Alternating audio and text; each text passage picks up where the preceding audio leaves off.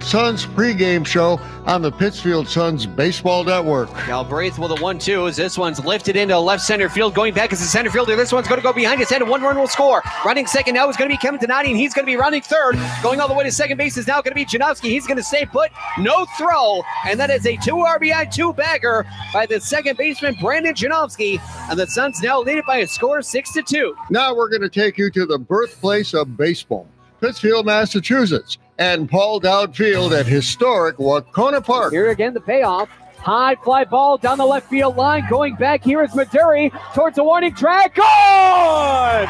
Pittsfield Suns tie up the ball game with a clutch 2-run homer by Connor Moriarty. Now here's your host for Pittsfield Suns baseball, Billy Madewell and Andrew Belargent.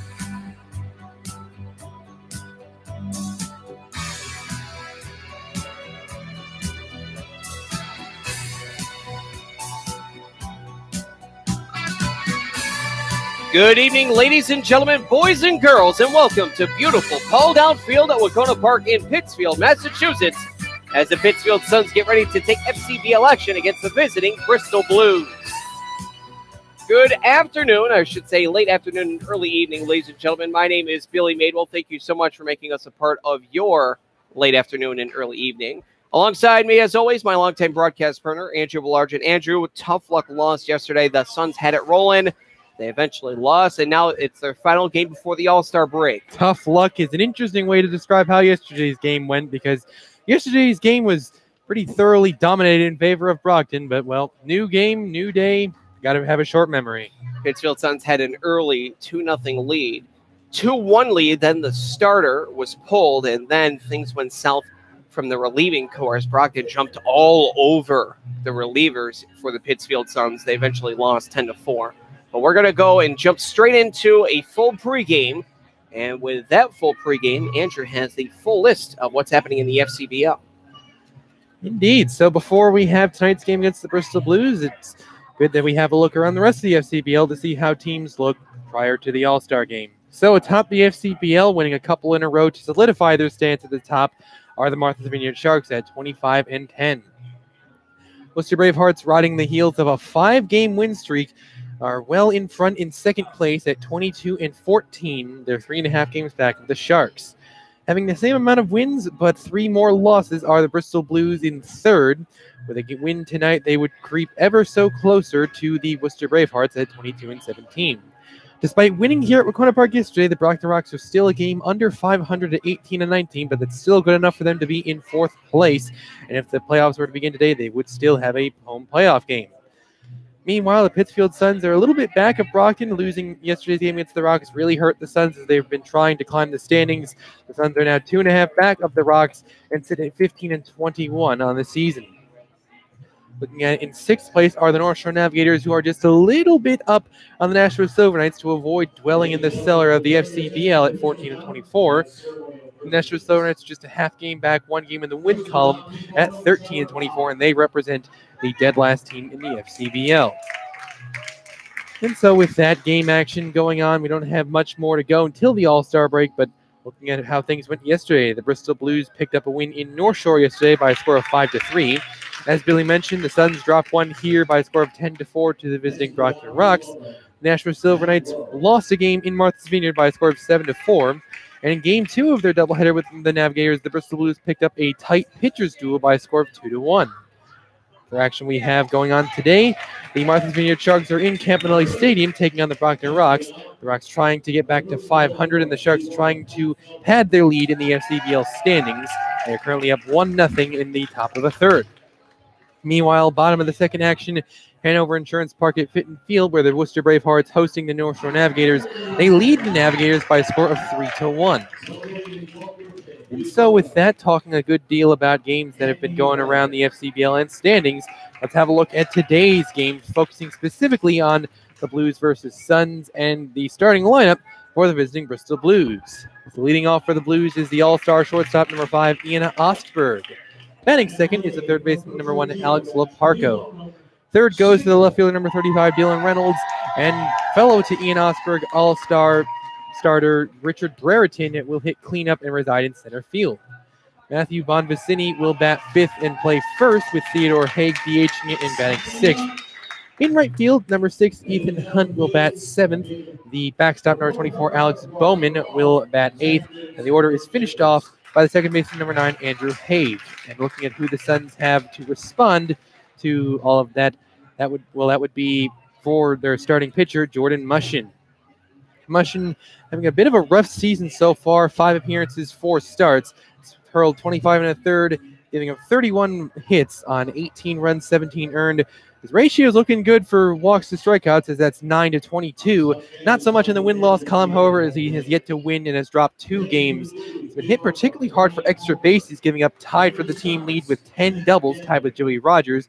And in fact, Mushin's ERA is only slightly worse than Joey Rogers, sitting over 6 at 6.03. So definitely looking to try to cut that down a little bit and give the team some quality innings.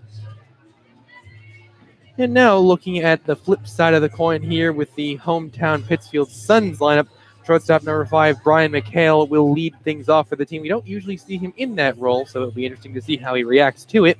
The all-star backstop number 16, Taylor Meyer, will bat 2nd, and fellow team all-star Patrick Sullivan will DH and bat 3rd. All but pretty much officially an all-star is Drew DiMartino, and he will be in second base batting cleanup. Peter Marin, the first baseman, hits 5th, with Dave Matthews patrolling center field and hitting 6th. Jack Kalumovic will man the hot corner and bat 7th, with Kyle Cronk figuring to start in left and batting 8th. Vicente Mendoza will finish off the outfield and the batting order, batting 9th, residing in right field. And looking at who the Blues have to counter the Suns 9, well, we've seen him here before. That looks like it's going to be Kelvin Sosa. Sosa himself has had a bit of a rough season. He started all 5 games he's appeared in for Bristol this year.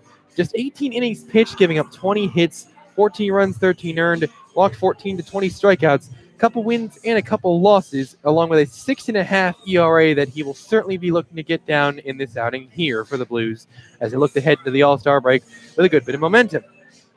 And now with that, lineups have been revealed for both teams.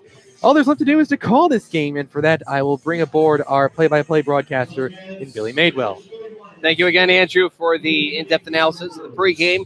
Yes, you Suns fans have done it all. For the 2018 Futures League All-Star Game fan vote, the top 2 of the 7 players getting into the FCBL All-Star Game, well, Drew DiMartino is in front by a lot. Total of 14,430 votes. Bristol's Peyton Stevens looks like he'll be vote number 2 with 12,760. The next nearest vote, Webster Sebastian Gruzecki with only 3,106. Borrowing a long stretch of at least 9,000 plus votes, I think we have our 2 vote getters. Well, it's the will of the fans of the FCBL, and they chose correctly. Drew DiMartino, an excellent choice for the All-Star team. Now departing, having that managers meeting at the home plate, you had in the left-handed batter's box for the Bristol Blues. That was skipper Ronnie Palmer. The right-handed batter's box, you just saw Matt Gedman. Behind home plate for tonight's contest will be once again Sean McAndrews for the second straight night. And on the bases, Mark Irish will be on the base paths. That being said, for the visiting Bristol Blues, they'll have the All-Star Osberg and Brereton both playing. And for the Pittsfield Suns, they'll have a lot as well for All-Stars. But we're going to listen onto the field for on-field lineup announcements. You've been listening to the Pittsfield Suns pregame show on the Pittsfield Suns Baseball Network. For Madison College, number 5, Brian McHale. The next pitcher, with Jacob Tettelrow. From St. Mary's College, number 16, Taylor Pierre. Last designated hitter. And baseball buddy, J-Rock Jessup. From the University of Georgia, number 38, Patrick Sullivan. That's second base. With Jessica Jones from the University of Berkeley, number 8, Drew DiMartino. At first base, with James Warner from Bucknell University, number 21, Peter Guerra. In center field, with Anthony Red From Central Connecticut State University, number 20, Dave Matthews. At third, from the College of Charleston, number 1, Jeff Cologne. In left field, from the University of Pennsylvania, number 2, Kyle Cross. In right field, from Southern Connecticut State University, number 4, Vicente Mendoza. At ninth, starting pitcher, from Eastern Connecticut State University, number 24, Jordan Woodson.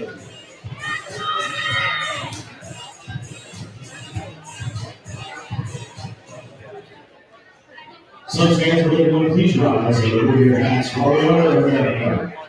Here to perform this afternoon's anthem, please welcome Berkshire Hills Chorus.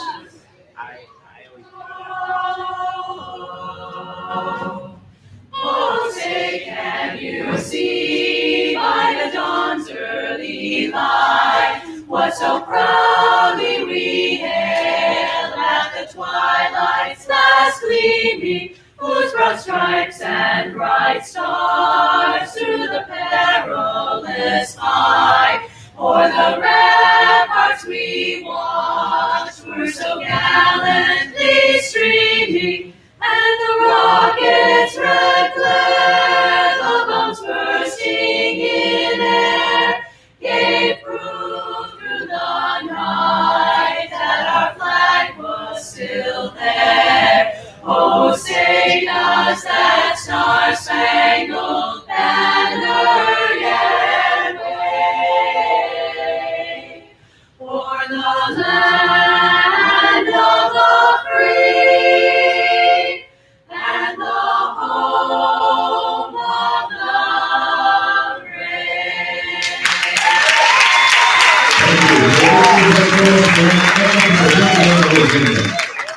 The national anthem sung by the Berkshire Chorus, and with the on-field lineups announced, ladies and gentlemen, we are all set for Pittsfield Suns baseball. One more time with a quick rundown for the visiting Bristol Blues. Leading off, All-Star Ian Osberg. Alex Laparco hits second. Dylan Reynolds is third with the All-Star Richard Burton hitting cleanup. Matthew Bonvicini hits fifth with Theodore Haig batting sixth. Ethan Hunt is seventh with Alex Bowman being eighth. And Andrew Haig will fill up the order, and they will go to bat against Jordan Mushin for the Suns. Mushin hurling to the All-Star backstop. Mier going from third to first. You have Kolumovic, All-Star McHale, All-Star all but almost guaranteed DiMartino, and Marin, that is from third to first for the defensive lineman. And from left to right, Kronk, Matthews, Mendoza. Again, outfield dimensions here at Paul Outfield at Wacona Park come as follows. 310 feet down the left field line, 377 in straightaway left. Slides in by 3 feet, 374 in dead center field. The power alley, 403 in right center field. That is the deepest part of the ballpark. Down the right field line, 305 feet, the shortest part of the ballpark. Pittsfield Suns are going to be coming out in their home regular white uniforms for the first time in quite some time. Black Suns embroidered with yellow on the front, red numbers on the left abdomen. White numbers embroidered with yellow on the back, white pants with a red trim down the side. They're coming out with the alternative red cap with a black brim and the Suns P logo as the cap insignia. Well, Billy, we got a couple of pitchers who've had somewhat of an embattling season for both the Suns and the Blues. It makes me wonder we could be in for some scoring tonight. Either that or some bouncing back from either, if not both starters. That too. For the visiting Bristol Blues coming out in their road gray uniforms. Blues with a large underline in dark blue, very similar to Dodger uniform away, that is. Red numbers on the left abdomen, blue numbers on the back, gray pants with a blue trim down the side, blue cap, blue brim with the Bristol Blues logo as the cap insignia. Now, that being said, we're just about to get things set and underway. This ball game scheduled to start right about now at 5 p.m. even. Listen to Pittsfield Suns Baseball on the Pittsfield Suns Baseball Network. Billy Madewell and Jubal Argent at Paul Outfield at Wacona Park in Pittsfield, Massachusetts. Just about seconds away from first pitch here between the hosting Pittsfield Suns and the visiting Bristol Blues. So leading things off for the Bristol Blues will be shortstop number 5, Ian Ostberg. The all-star shortstop for Bristol hitting a clean .298. driven in 11 runs while walking 19 times. He does have 22 strikeouts, but Billy, he's also stolen 17 bases, so look out for him if he happens to get on base. Speaking of, this one, a push shot, and that goes right into left field. A seeing-eye single in between third and short. This ballgame starting off at 5:01 p.m. Not the best way to begin the game if you're Jordan Mushman and the Suns defense. Contending with Osberg as a base runner is a nightmare, and he gets there off the first pitch of the entire game. And as a left-handed batter reaches first. Now here's a right-handed hitting third baseman number 1, Alex Laparco. Laparco, a regular face in the Bristol lineup in 33 games. He is a .267 hitter with 2 doubles, 2 triples, with a couple homers. Looking at that, 13 ribbies with 15 walks, 15 strikeouts, so good plate vision as well, as we do see Osberg steal another base. Another base because he had a ginormous lead. By that, he practically was halfway to the bag before the pitch was even thrown. That's number 18 for him there. Here's the 0-1. That one just misses outside. 1 ball, 1 strike here to Laparco with already a runner in scoring position.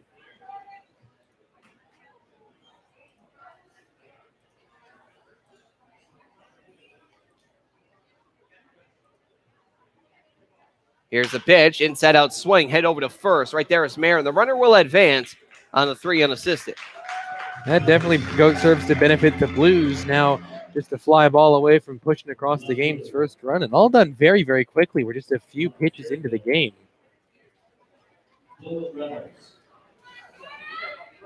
A number 3 hitter, number 35 left fielder, left-handed hitting, Dylan Reynolds. 306 hitter, driven in 9 runs, hoping to make that 10 here. He, however, has walked a whopping 23 times to just 1 strikeout, an absolutely incredible ratio. First pitch, that one's in there, called strike. Count here is 0-1. Osberg taking the lead away from a multitude of players yesterday with a stolen base, but now with 17 coming into the game. Now with 18 as this one's fouled off.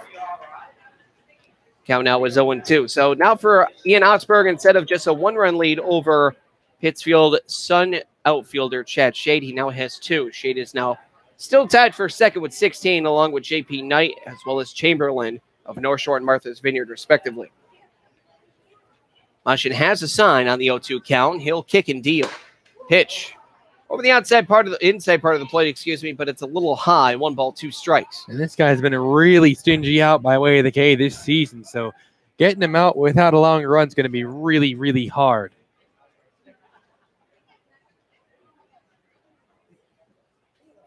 Here's a 1-2.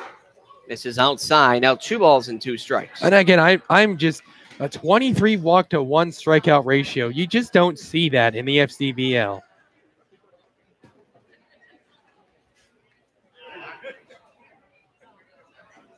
Let alone any level, really. Yeah, really. I was going to say, it's for a prime number 3 hitter. 2-2. That one's cut on and missed.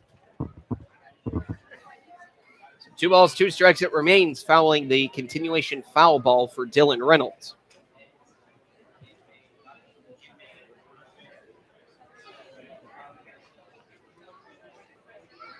Mushman gathering the sign. Again, he works with a fastball, curveball, and changeup. He now has a sign. Here's a 2-2. That one misses high and away. Good eye there from Reynolds, and now it's 3-2, and well, maybe again, looking for number 24. Yeah, again, with a 23-1 ratio, you kind of have to have a pretty good eye. That's a great take from Reynolds. It's easy to see how he got that ratio. Payoff. This one's popped up in foul territory towards third. Kalumovic in the air going to chase, and it goes off the roof. We'll go again from 3-2.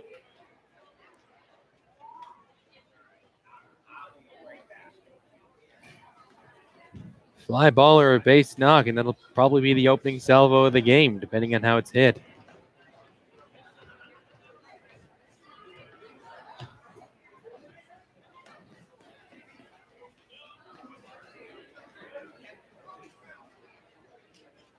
Here again, the payoff. Hot shot goes past the umpire and goes into center field already. It is 1-0. Blues lead it with an RBI single by Dylan Reynolds, who still does not go down by way of the K. No, he's been, as has been very clearly stated, a very stingy out on that way. But now he's also driving in plenty of runs for the Blues. That was his 10th RBI in the season. So getting into double-digit RBI and 23 walks with just 1 strikeout now, that is some insane and ridiculous efficiency right there. All-star center fielder number 7, Richard Brereton. We'll see him on Tuesday in Nashville, but right now he's here in Pittsfield. For the moment being, Brereton, a .276 hitter, 1 round tripper with a triple, driven in 16 runs to 19 walks. But Billy, not quite like Dylan Reynolds, as he has 36 strikeouts, which is ridiculous. Look out for Reynolds on the base paths, 8 stolen bases on the season. He is a threat to steal. How many strikeouts again? 30. Oh, yeah, he leads the league. Yes, my mistake. 36, which is insane. Picking up for Dylan Reynolds. I suppose you should say the other way around. Chopped on the play. This one will trickle foul. Count here is on 1. He only leads it by 1 over Mac Chelly of Worcester. However, but like how I don't understand how you get that far without there being some notable changes to, I don't know, your approach to the plate or something. Like, look at the Suns and Dave Matthews, a real free swinger for most of the first half, and then he kind of figured it out, and he still strikes out every now and then, but it isn't as ridiculous as it was early in the season. And Matthews with 29, yes. That said, Brereton is an all-star, so plenty of good to go with that bad.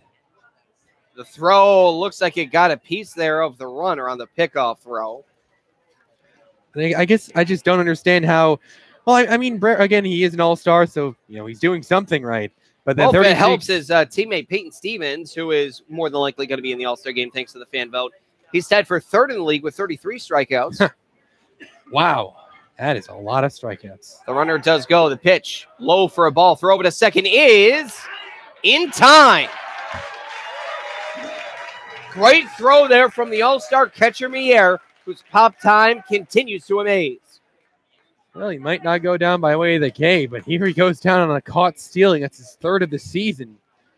Caught stealing 2-4 officially, and now it's 1 ball, 1 strike. Great tag apply there from DiMartino as well. And a good throw from Mier on that one to get him down. He didn't get a great lead and wasn't particularly fast, but it was still an impressive throw that was right on the money, right where it needed to be, and they got him by probably half a step. It was a really, really good throw and a good reception on the play. Good pitch there from Mushin as well. It's now 1-2 as he made him chase and swing upstairs. And now the 1-2. Pitch misses outside. Now 2 balls and 2 strikes. Are we going to see number 37 here? I suppose we'll find out. I think with Brereton, then the stat line certainly suggests, and his play backs this up. When he's not striking out, he is extremely productive for this Bristol team. Here's a 2-2 from Mushin. High fly ball into shallow right. DiMartino looking over. And he will make the catch and collect the final out of the inning. So in the inning, 1 run does come aboard thanks to Dylan Reynolds' RBI single. He was later put out by a caught stealing. So 1 run off 2 hits, no errors in. Now nobody left. We head now to the bottom of the first through 1/2 inning. It is 1-0 Blues lead it. We're going to stay put and bring you now the starting lineup for your Pittsfield Suns. Leading off, Brian McHale. Taylor Mier, the all-star. We just saw him make a great play on the second. He will bat 2nd, and he will be in the All-Star game as well. Patrick Sullivan, also an All-Star, batting 3rd. Drew DiMartino, more likely than not going to be an All-Star, will hit cleanup. Peter Marin hits 5th with Dave Matthews hacking 6th. Jack Kalimovic will bat 7th, followed up by Kyle Cronk. And Vicente Mendoza finishes off the order. So they will go to work against Kelvin Sosa of the Bristol Blues. Again, Kelvin Sosa, one of the times he was here, I believe it was 2 times ago, very, very dominant. He's got that very Clayton Kershaw-esque delivery. He's going to be hurling to his catcher, Bauman.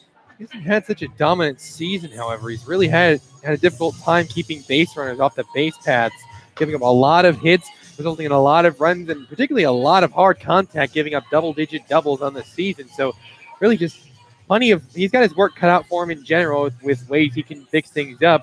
And, well, Bristol and himself hope that he can have a repeat performance of the last time he was here. Sosa hurling to Bauman. From 3rd to 1st, Laparco, Osberg, Andrew Haig, and Bonvicini. And from left to right, Reynolds, Brereton, and Hunt. Saying Andrew Haig as opposed to Theodore Haig, his brother, also in the lineup.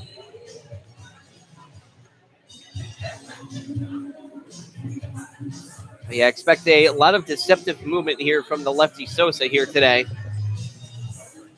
And with the Pittsfield Suns without their outfielder Chad Shade on the base paths here today, Also going to be trouble with the base running with a deceptive movement from Sosa.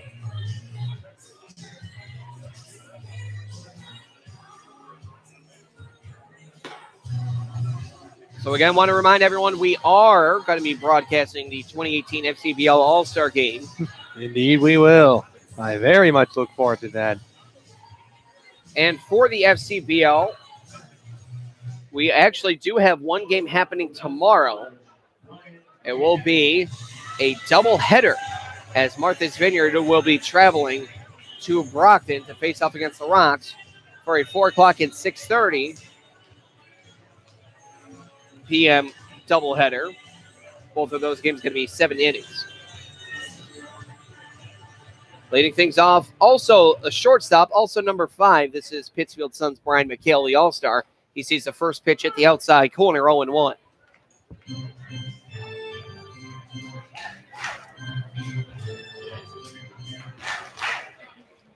Looking at McHale, a 304 hitter, 1 round tripper, driven in 14 runs. High fly ball going into deep right field. Back is Hunt. He's going to backpedal and collect the first out. Well, the batting average is going to take a bit of a dip, but in addition to all of that, 12 walks to 16 strikeouts. The catcher, also all-star, number 16, Taylor Mier, a great throw to put out a runner last inning. Mier, a 302 hitter, 5 runs driven in 9 walks to 13 strikeouts on the season in 19 total games.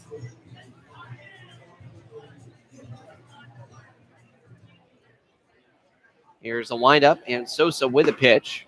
Does hit the lower outside corner against the left-hand hitting catcher, Taylor Mier.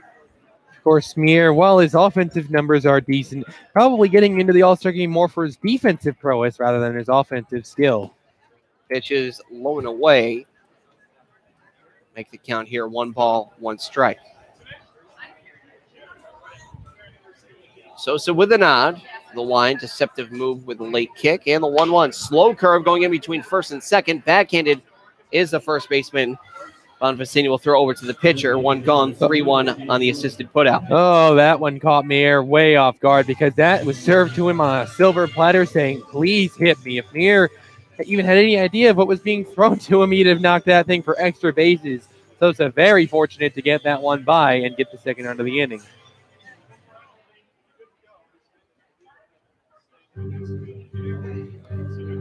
This will be the left-handed hitting DH number 38, Patrick Sullivan. Sullivan, a 286 hitter with a homer to 10 runs driven in, walking 18 times to 12 strikeouts.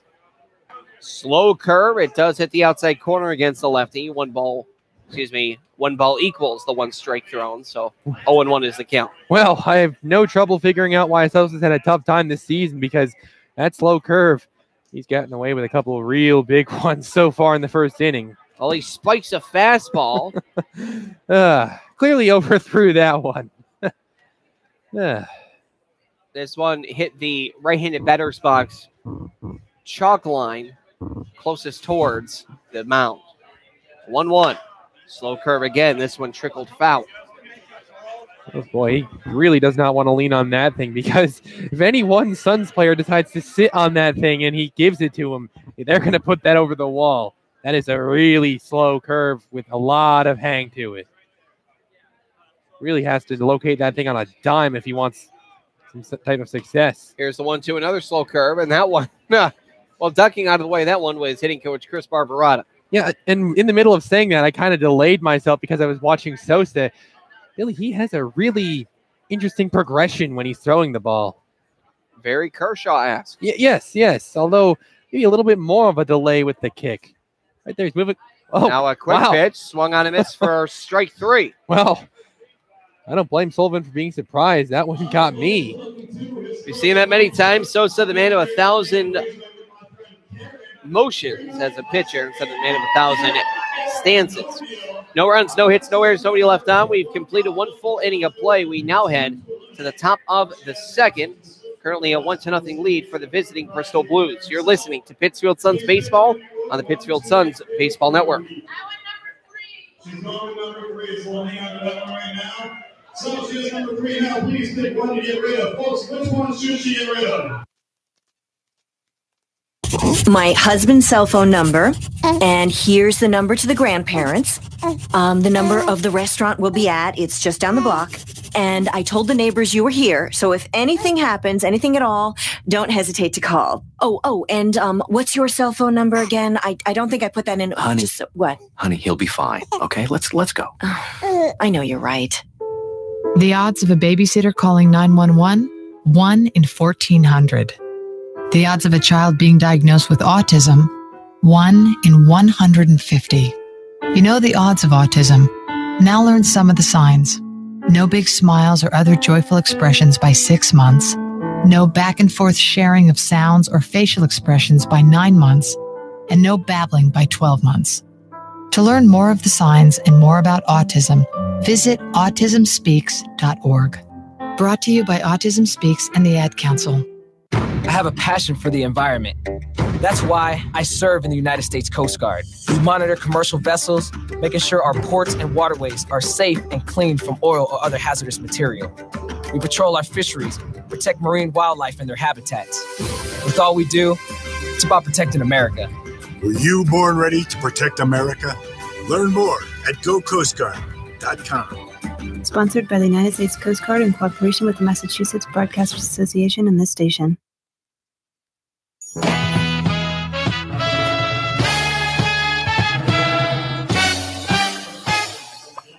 Top of the second will be the 5-6-7 batter, starting off with first baseman number 39, Matthew Bonvicini.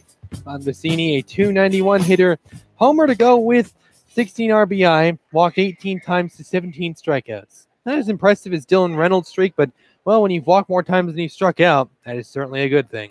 Pitch was outside 1-0. Now this one is slapped foul behind home plate. 1 ball, 1 strike.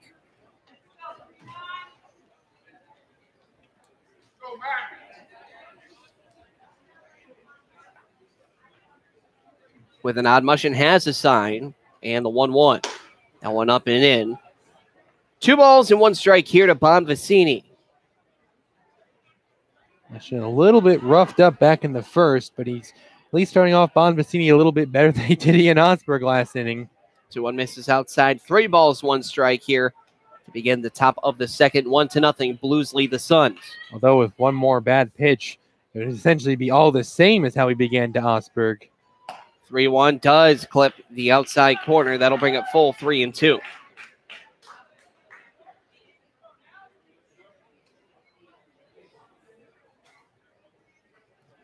Here's the payoff. That one misses high and away, and that one's going to be a walk there for Bonvicini. First one given up here by Mushin. Only a good number of base runners given up by Mushin.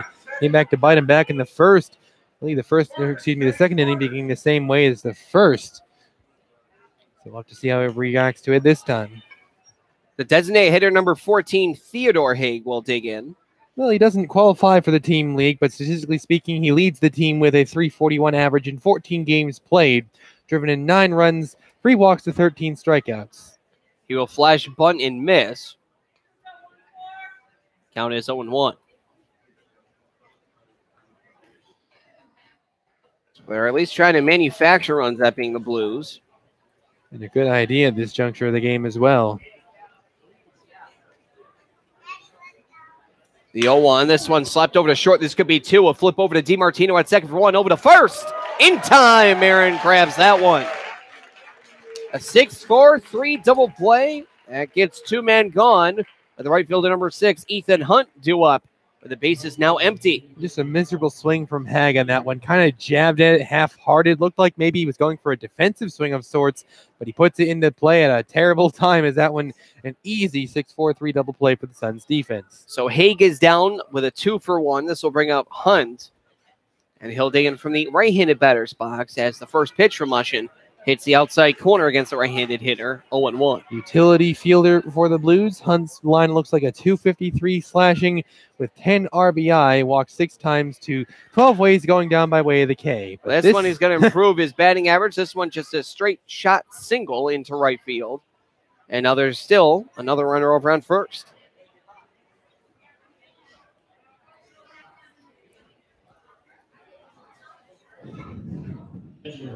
Now the catcher number 24, Alex Bauman, will dig in. Bauman a little under the Mendoza line at 197, but a bit of a rough season for him so far, but he has at least had some good plate vision, driving in 8 runs with 10 walks to 9 strikeouts. A lot of players in Bristol who have a good walks to strikeout ratio, in particular Dylan Reynolds. That's probably why they're fighting to get a first round bye. Here's a pitch. That one's in there. Called strike. Count here is 0-1. Of course, Richard Brereton very much an aberration with that line, but guys like Dylan Reynolds helping to try to make up for that a little bit.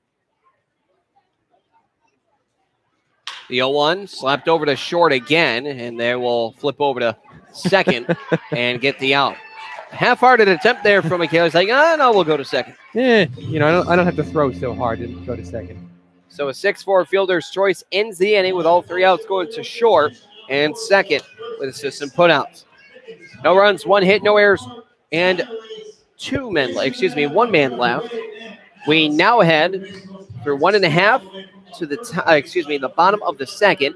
Still a 1-0 lead. The Blues lead the Suns. You're listening to Pittsfield Suns Baseball on the Pittsfield Suns Baseball Network. At the American Lung Association, we're fighting for a day when we can all breathe easier. We're fighting for clear skies over every city and healthy lungs throughout the country. We're fighting to free millions of Americans from the addictive grip of tobacco and the devastating effects of lung disease. The American Lung Association isn't just fighting for air, we're fighting for all the things that make it worth breathing, and we can use your help. See what you can do at fightingforair.org. Getting your child home safely Tap your views together 3 times. is just a click away. There's no place like home. But making sure your child is in the right seat is just one of the steps down the road to safer travels. I don't know how it works. Find the right seat for your little one's age and size. There's no better way to get home safely. Know for sure that your child is in the right seat. How can I ever thank you enough? Get all the facts at safercar.gov/the right seat. Brought to you by the National Highway Traffic Safety Administration and the Ad Council. Did you know that every 2 seconds someone in America needs blood? Dr. Phil here, and I'd like to encourage you to donate blood through the American Red Cross. If you've never given before, now's a great time to start. If you've given before, do it again. It only takes about an hour, and your donation could make a life-saving difference. So contact the American Red Cross today. To make an appointment, call 1-800-GIVE-LIFE or visit givelife.org today. Thank you.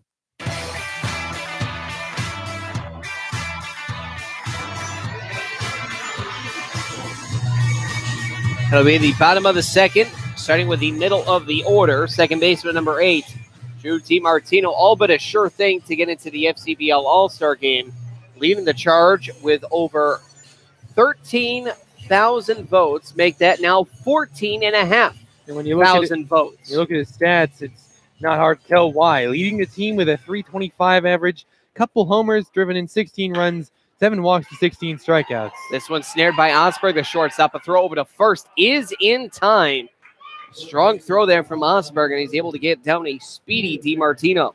A bit of an ugly trend the Suns have displayed that happened yesterday against Brockton, and starting off this game is some very, very quick and somewhat unproductive outs. You look at that first inning, not a lot of pitches thrown, really not exerting Kelvin Sosa much, and Drew DiMartino leading off the inning with a 1-pitch, 1 out. First baseman number 21, Peter Marin will dig in as Sosa with the first pitch. Slow curve, and it misses high, 1-0. Marin, a 309 hitter in 16 games played. 3 runs driven in, a couple walks to 12 strikeouts.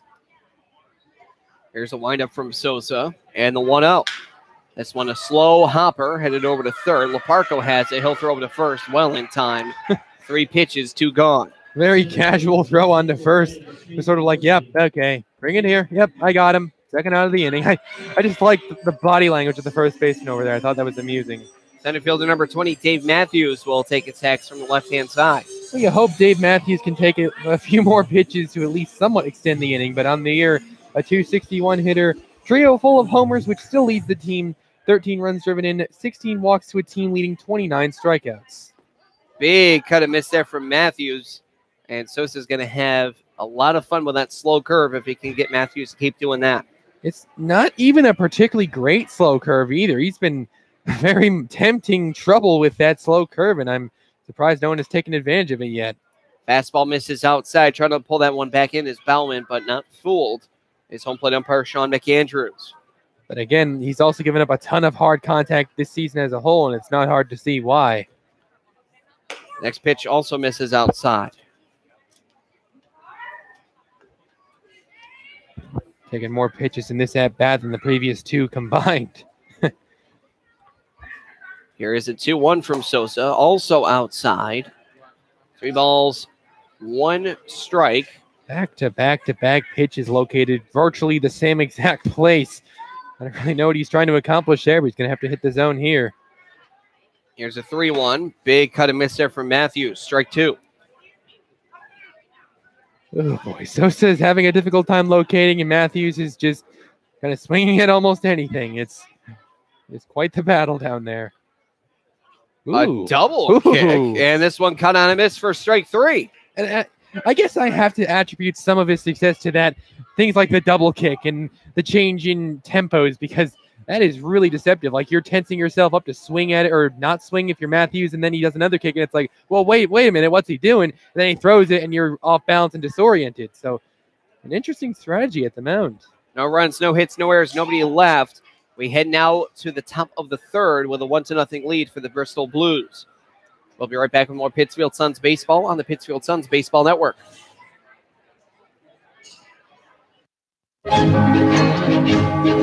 Salagadoola, metricaboola, bibbidi bobbidi.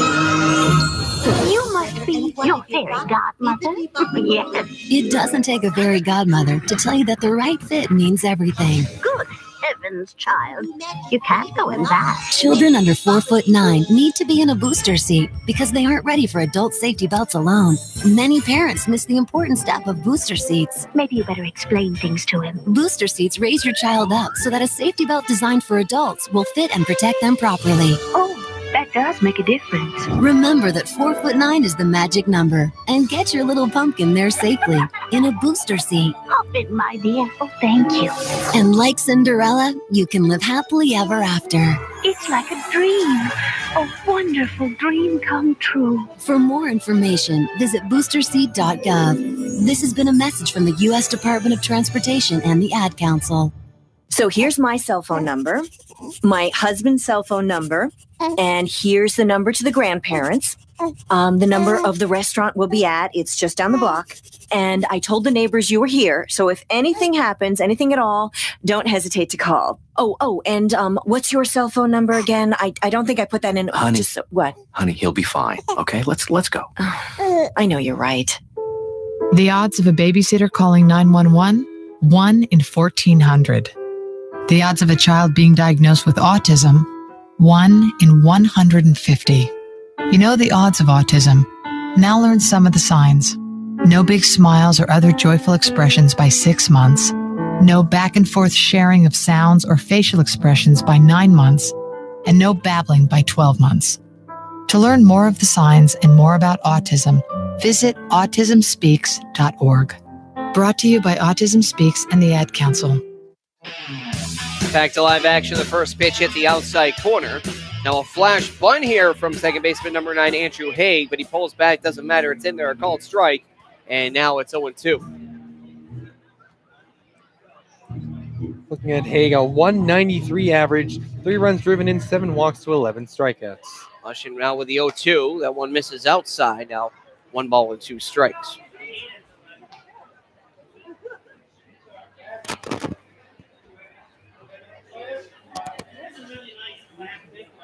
With the nod is Mushin.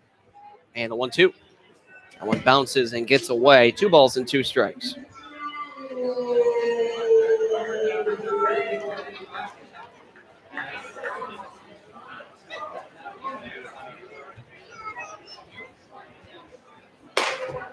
Cut on and miss, and that'll go down for strike 3 there from Andrew Haig.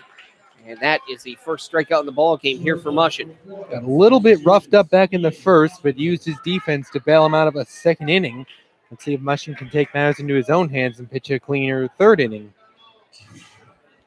So now bring up the leadoff hitter, shortstop number 5, Ian Hosberg, led off the first pitch of the ball game with just a straight ground ball into left field. That one, not a ground ball, but a fly ball, and that one's well out of play. Really not wasting his time taking hacks and mush and trying to pick up a good offering.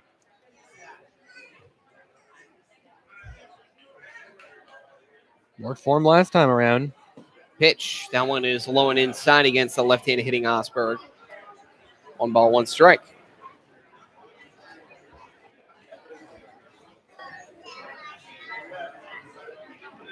Here is the 1-1. Josh misses the outside corner, maybe missed high. Now 2 balls and 1 strike.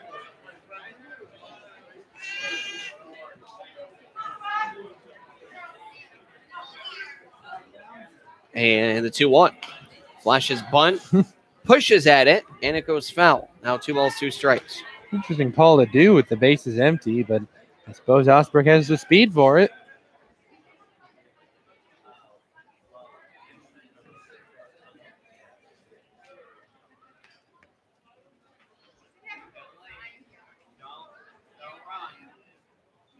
The windup from Mushin, and the 2 ball, 2 strike count is hit in between first and second past DiMartino. That will go down for a base hit. Another one for Ian Osberg. This one wasn't hit very hard. It wasn't a great swing. It was really in on the base of the bat, but it's hit in the perfect spot, just a little bit out of Demo's range over there in second, and it sneaks past him into the outfield for a base hit. Not a very good swing, but decent enough results. Third baseman number 1, Alex Leparco. He grounded out to first his last time out.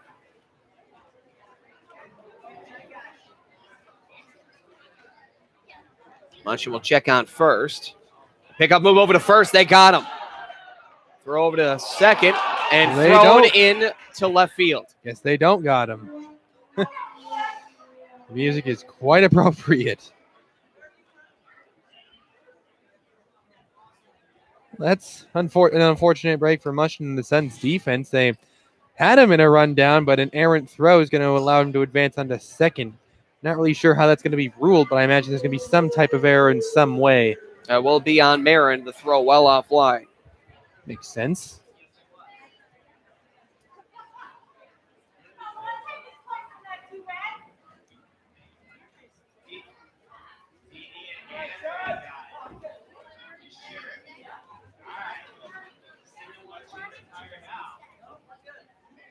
Osberg kind of dancing over there. Slapped into right, and this one will drop. Will they test it? Yes, they will. The throw in from Mendoza is offline. The throw over to second, well in time, and they got the runner. However, that is going to be still an RBI single for Alex Leparco.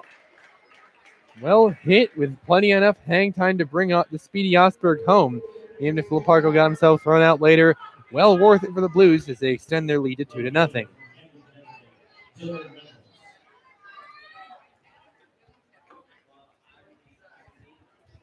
Dylan Reynolds will dig in. First pitch in there, called strike. So the runner comes aboard. It's now 2-0 Blues lead it.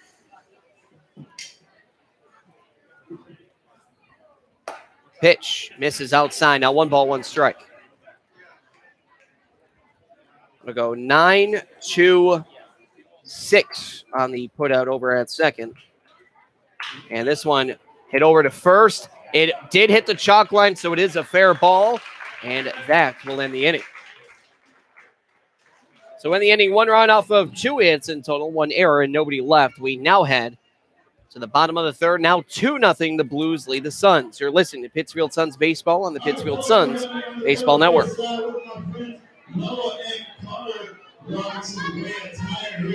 The following commercial is sponsored by feedthepig.org, an organization devoted to helping you save money. We will not entice you with messages like lowest prices in town, dealer approved, certified pre-owned. Nor will we brag about our huge selection, enormous variety. We will offer no contingencies like see store for details. Legal exclusions apply. Because we simply want to help you spend smarter and save better. Log on to feedthepig.org. Find the benefits of saving for every stage of life. Brought to you by the American Institute of Certified Public Accountants and the Ad Council. They're your friends. They're your neighbors. They're even famous entertainers. They're teachers. Okay, class, settle down. Open your books. They're scientists and astronauts. They're hams. They're 650,000 strong, and they're just like you. Earning your amateur radio license is easy. Just contact the American Radio Relay League at 1-800-326-3942.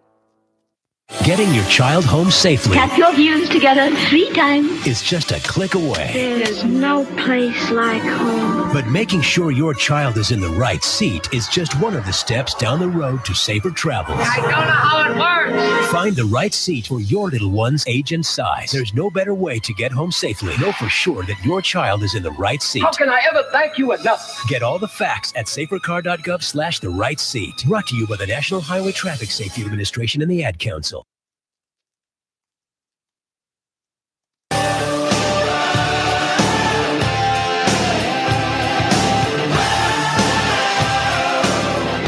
Bottom of the third, and it'll be the bottom of the order. Third baseman number 1, Jack Kolumovic, will bat in from the left-hand side against Sosa, the left-handed hurler.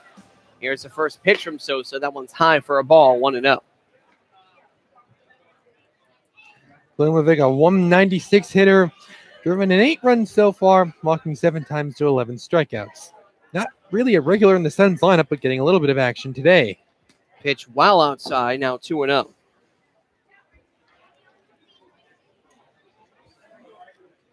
Blues getting another early run. You like to see the Suns at least pressure Sosa up there, get a few base runners against him, make him throw some high-stress pitches, at least give him something to think about up there on the mound. Pitch does hit the outside corner against Kolumovic, now 2-1.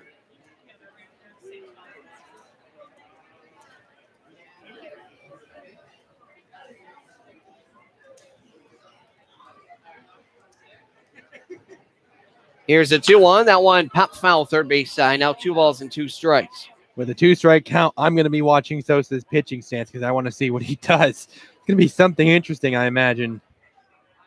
It's really shown us a lot. A double kick, a really, really big delay. I wonder what he does here.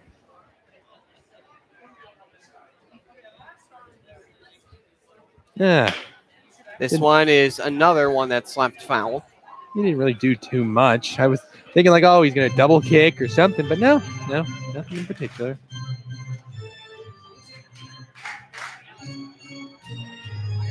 I do like that about his style, though, how he has a number of different ways of going about delivering. You know, big delay, immediately throwing it. He hasn't shown it to. Curveball, and it misses outside. Now it's full 3-2. Hasn't really shown Kolumovic anything much. And I don't mean just in pitching stance. I mean in just pitches thrown. We haven't seen that breaking ball of his that it's actually worked a surprisingly good effect so far. Payoff is foul tip back into the mitt. That's going to be another strikeout here for Kelvin Sosa. That is his third on the day. Now here's the left fielder number 2, Kyle Cronk, will dig in from the right-hand side. Bit of a rough season for Cronk so far. A 213 hitter, 1 homer. He's driven in 6 runs, walking 8 times to 18 strikeouts. He also has a triple and a double, so he's hit one of at least everything so far this season.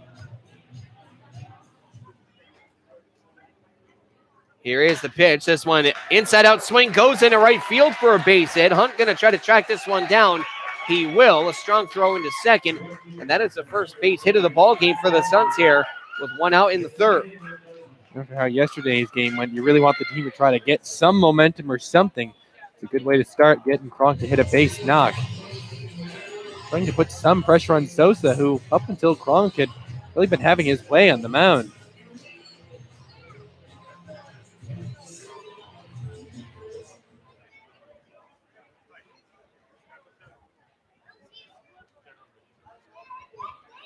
Here is the pitch. Big cut and miss from Mendoza. Count is 0-1. Mendoza, just a 176 hitter, driven in just 1 run while walking 11 and striking out 19 times. Well, Cronk has stolen 4 bags this season, but, well, with Sosa, we're going to go ahead and call him the North Paw here at Wacona Park. It's going to be difficult for Cronk to really get a good foothold on him trying to swipe second.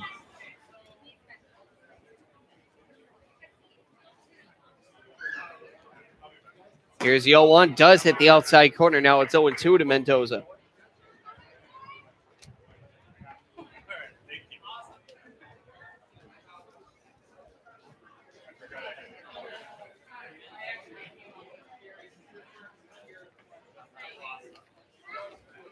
Sosa checking on first. A high kick and the pitch. Cut on and missed.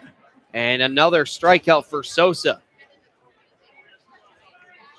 Yep, not particularly impressive from Mendoza at all. Just hacking at anything he could possibly hack at.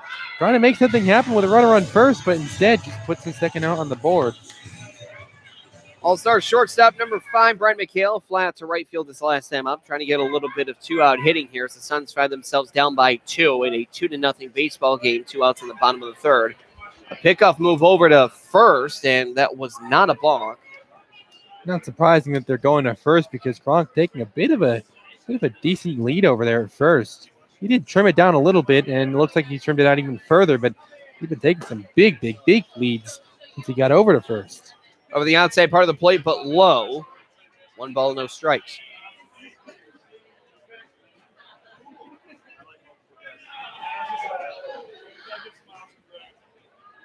Here's the 0-1. No snap throw over to first. It is called a strike on the outside corner.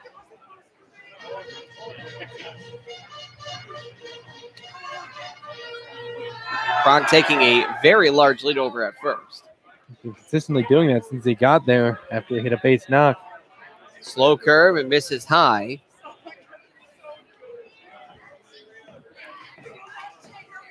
Between how deceptive Sosa can be with the speed in which he throws and his pitching sense in general, I'm kind of surprised he hasn't had better results this season. Here's a 2-1. That one off the end of the bat going foul. 2 balls, 2 strikes, 2 men gone. He's had plenty of success in the early going of his time at Wacona Park between the last time he was here and today.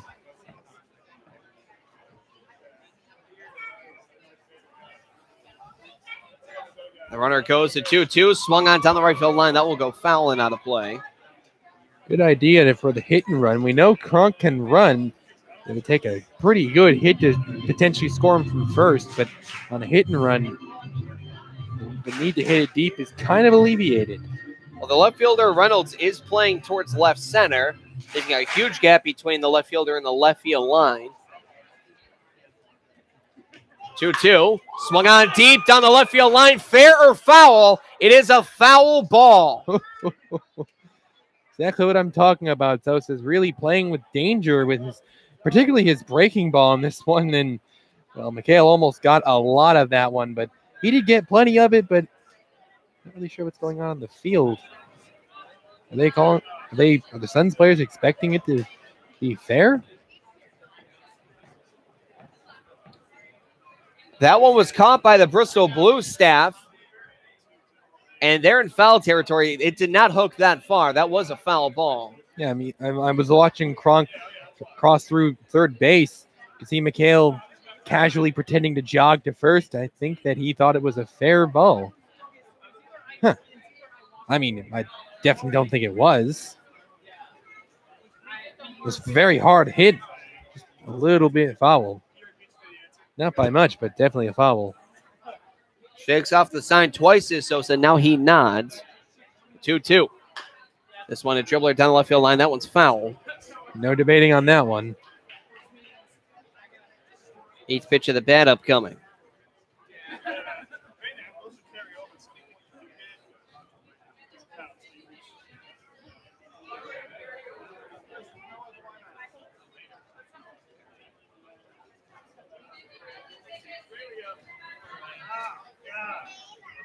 Sosa with the 2-2, a pickup move over to first, and again, very close to being a balk.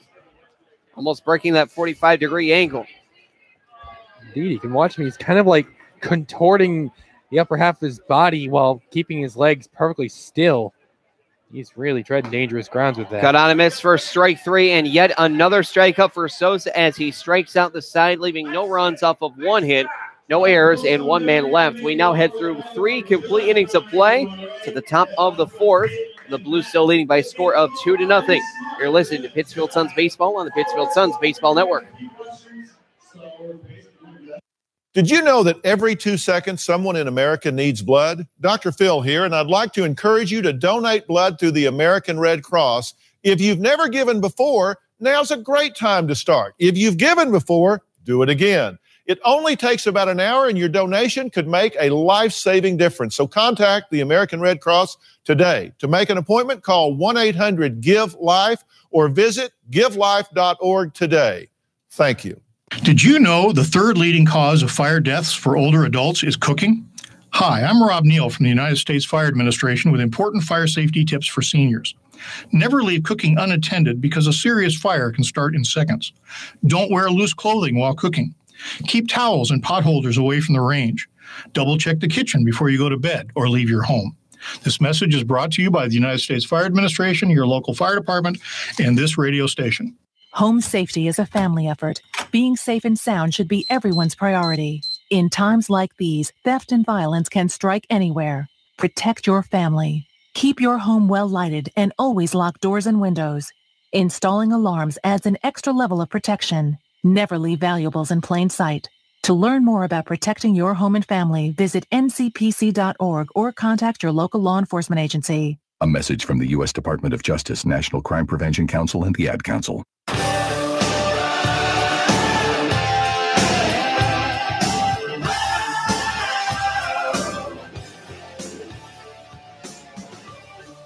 Heading out to the top of the fourth with the Blues leading the Pittsfield Suns on the top of the fourth by a score of 2-0. So bring up the center fielder, the center fielder, number 7, Richard Brereton, the All-Star currently on the day, popped out to the second baseman.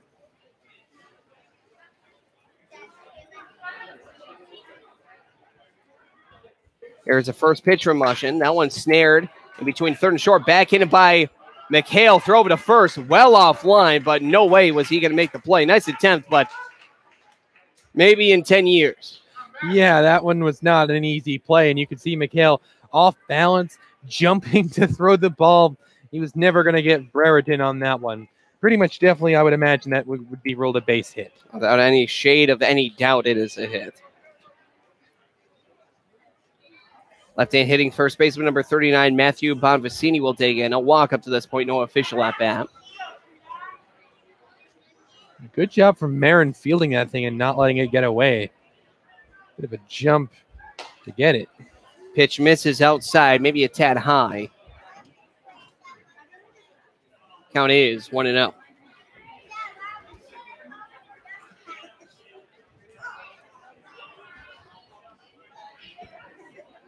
Pick a move over to first. Back in safely. There was Brereton.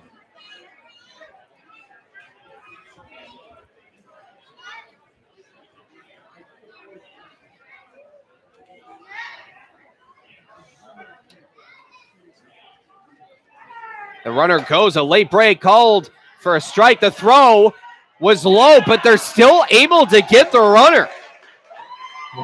An impressive pick, an impressive tag on that play.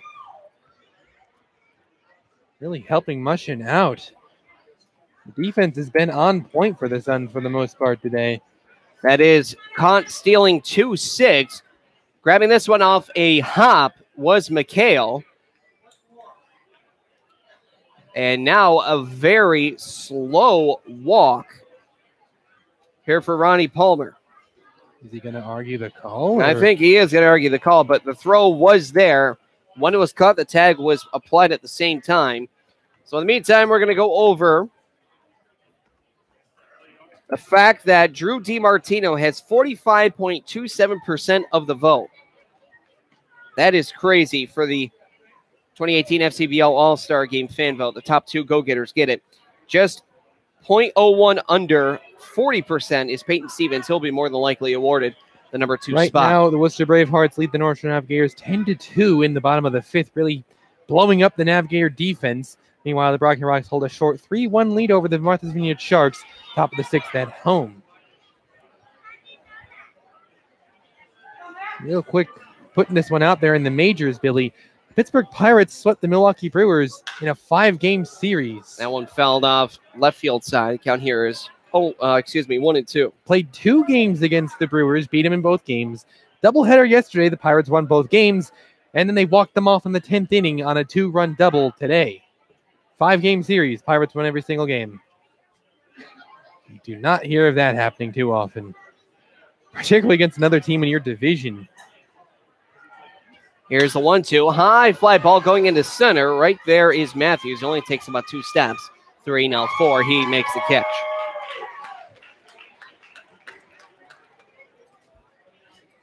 This will bring up the designated hitter, number 14, Theodore Haig. Cannot duplicate what he did last time, and that's grounded to a 6-4-3 double play.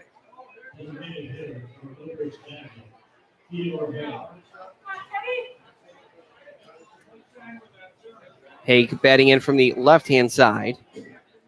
And the first pitch from the righty Mushin. High drive deep to right field, but Vicente Mendoza will grab that one for the final out of the inning. In the inning, it is a 1-2-3 inning after the caught stealing. So no runs off 1 hit, no errors, and nobody left. We head through 3.5 to the bottom of the 4th. The Pittsfield Suns still trend the Bristol Blues by a score of 2-0. You're listening to Pittsfield Suns Baseball on the Pittsfield Suns Baseball Network. Give yourself the gift of a comfortable retirement by setting some cash aside for yourself. Saving a little of your monthly income can be as affordable as the average holiday gift. If retirement is near, you'll want to start saving right away. If you're younger, begin saving now, and compound interest will help your retirement fund snowball. A great way to figure out how much you'll need to save for retirement is to learn how much you'll get from Social Security. Do that in minutes at www.socialsecurity.gov/estimator. Exercise is hard. So is maintaining a healthy diet. Of course, neither is half as hard as dying. Sadly, type 2 diabetes, heart disease, and stroke kill nearly 1 million people a year. Even sadder, most of these deaths are preventable with a few lifestyle changes, including regular activity, healthier eating, and not smoking. Talk to your doctor about your risk for type 2 diabetes and heart disease. And if your doctor recommends lifestyle changes or medication, listen. The reason so many die is because not enough are willing to change. You can stop it, starting right now. It's your life. Listen to your doctor. Eat better. Get moving. Visit checkupamerica.org or call 1-800-DIABETES. A message from the American Diabetes Association.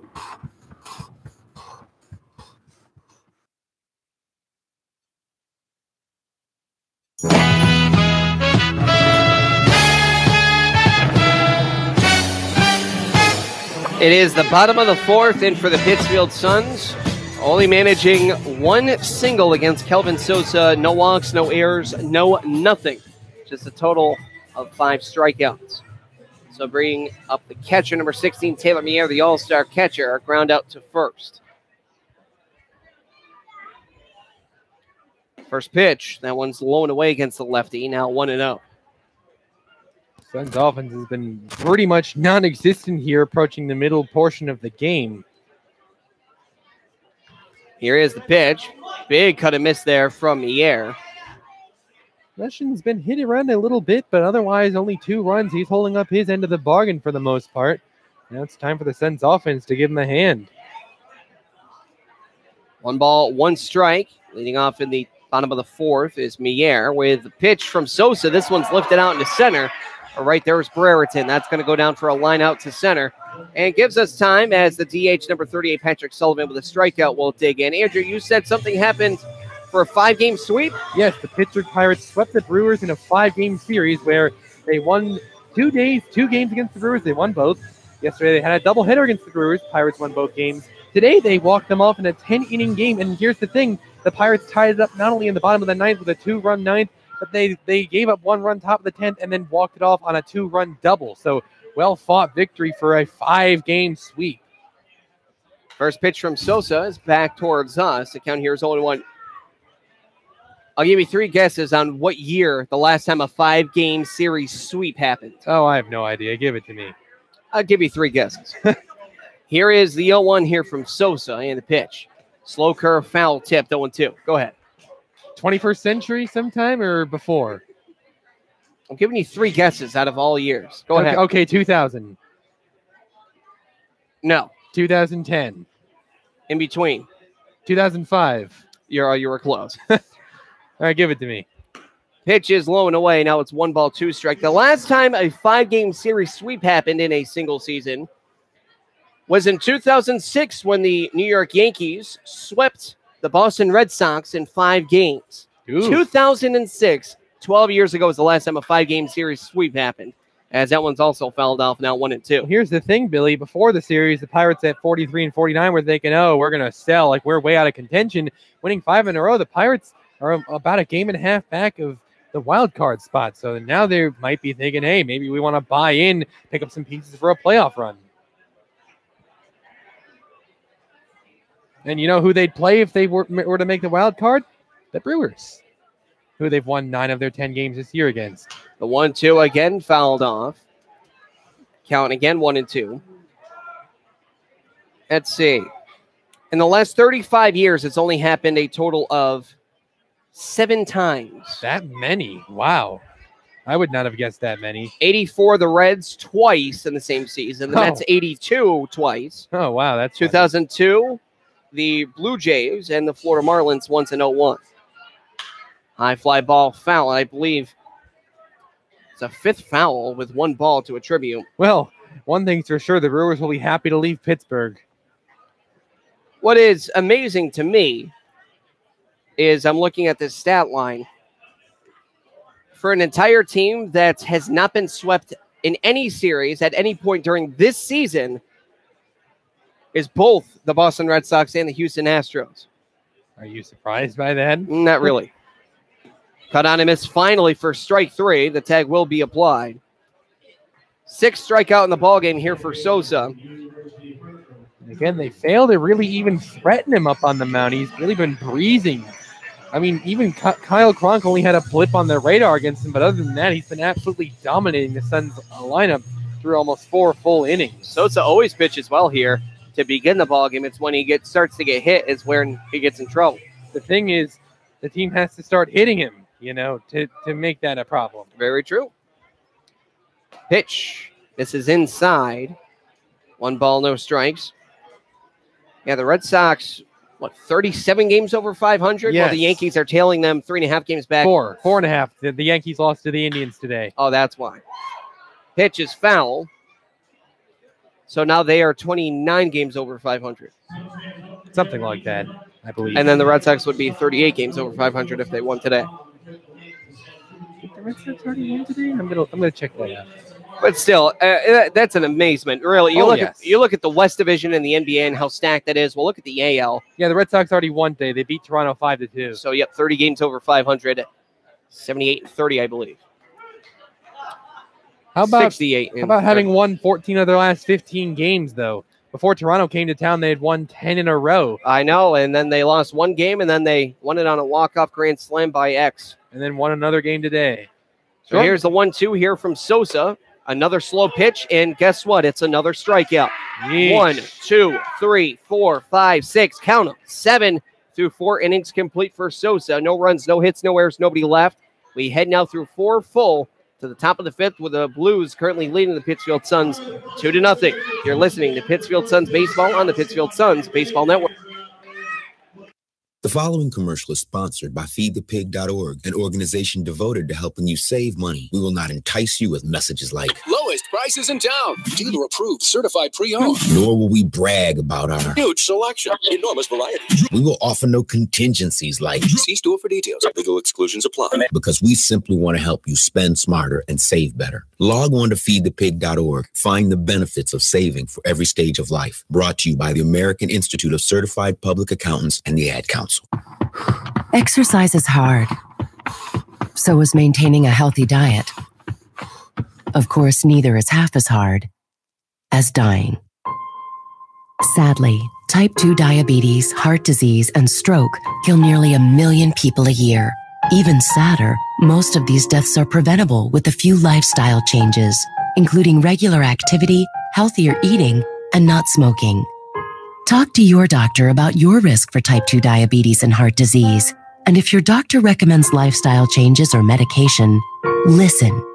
The reason so many die is because not enough are willing to change. You can stop it, starting right now. It's your life. Listen to your doctor.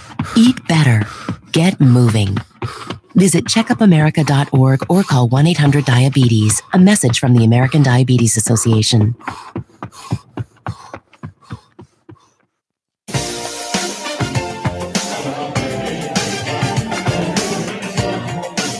Now the top of the fifth, and Sosa has been really putting a big bludgeoned mark over the Pittsfield Suns offense. It is 2-0 in the top of the fifth. The Blues lead it.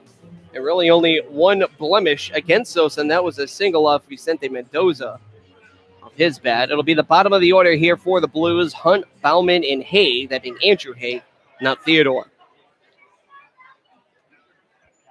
A single to right for Ethan Hunt his last time up, but he's going to see a first pitch down the middle. A called strike. Count is 0-1.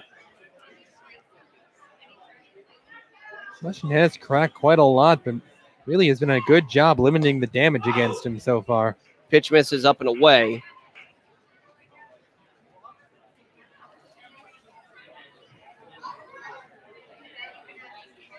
Here is the 1-1. Hits the lower outside corner. Now called strike 2.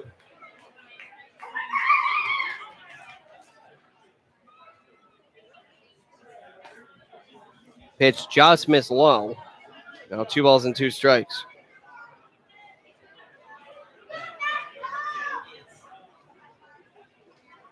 This one, Chomper headed to short. McHale gloves. He'll throw over to first in time for the first out of the inning as you're listening to Pittsfield Suns Baseball on the Pittsfield Suns Baseball Network. Billy Madewell, Andrew Belargin at Pull-Out Field at Kona Park in Pittsfield, Massachusetts. Currently right now with 1 out in the top of the fifth, the visiting Bristol Blues currently lead the hometown Pittsfield Suns by a score of 2-0. This will bring out the catcher number 24, Alex Bauman. Ran it into a fielder's choice. Was the right-handed hitting catcher's last time up. And the pitch. That one fouled off. Count is 0-1.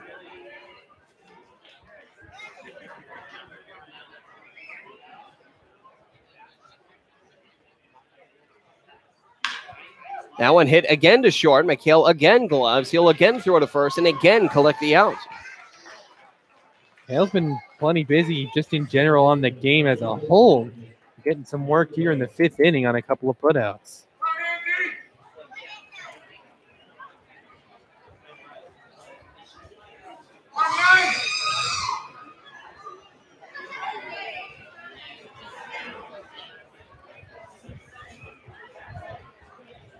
Pitch is fouled off, and look out. Looked like that one got into the stand somehow, went past the netting. Yeah, McHale's got 5 assists and 2 putouts today. Yeah, he's been quite busy, accounting for 7 outs. To put that into a little bit more layman's terms, it's 2 1/3 innings. This one grounded over to Kalumovic, who will throw over to first in time and create a very quick inning. 1, 2, 3, down go the Blues. No runs, no hits, no errors, nobody left on. Yeah, we now head here to the bottom of the fifth through 4.5. As the Blues, again, they still lead it by a score of 2-0. You're listening to Pittsfield Suns Baseball on the Pittsfield Suns Baseball Network.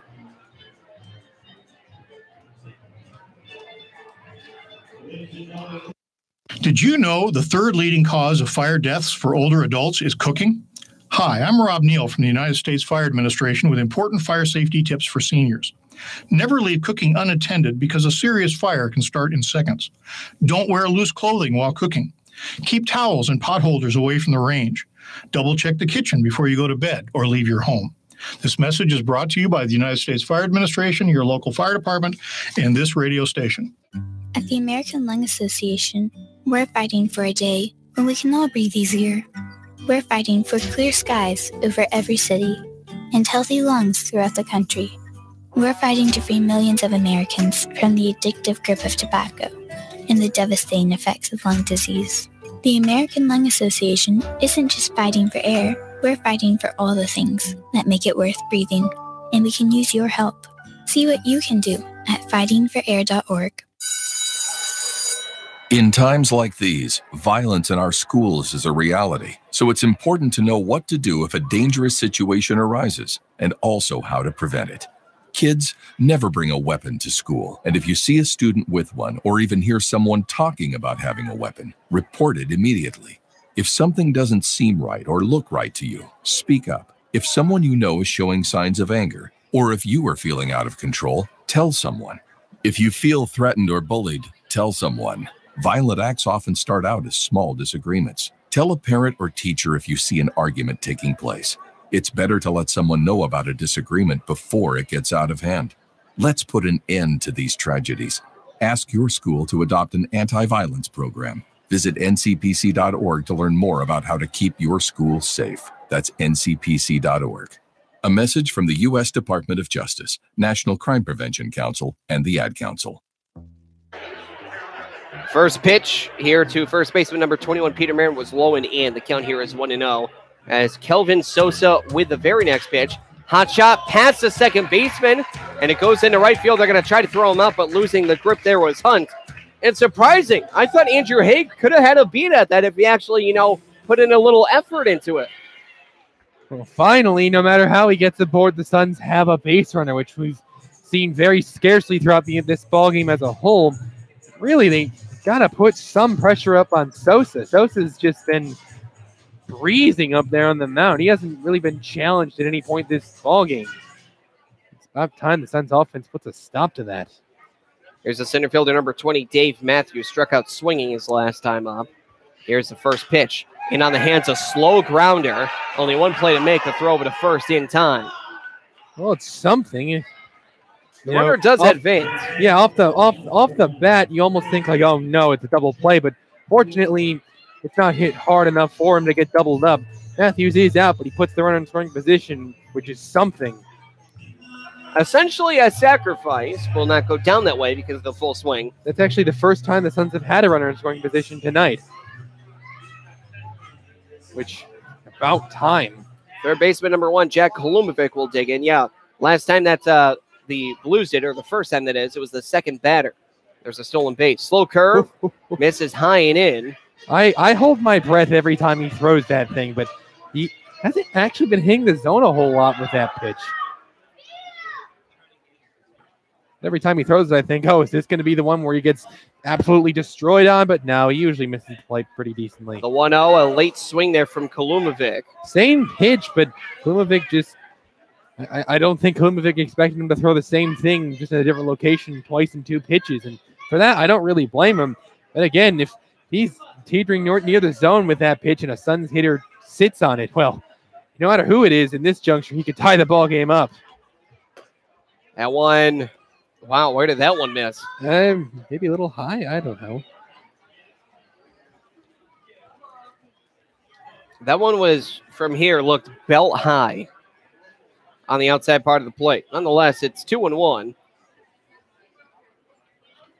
And now a pickup motion towards second, and that was very close to being a balk. Yes, I was actually thinking, is he going to get called for it this time? But no, it's just really, between his breaking ball and the way he motions for pickoffs, he is really asking for trouble with a lot of things in this game. 2-0 pop behind third, and this one, they will run out of room.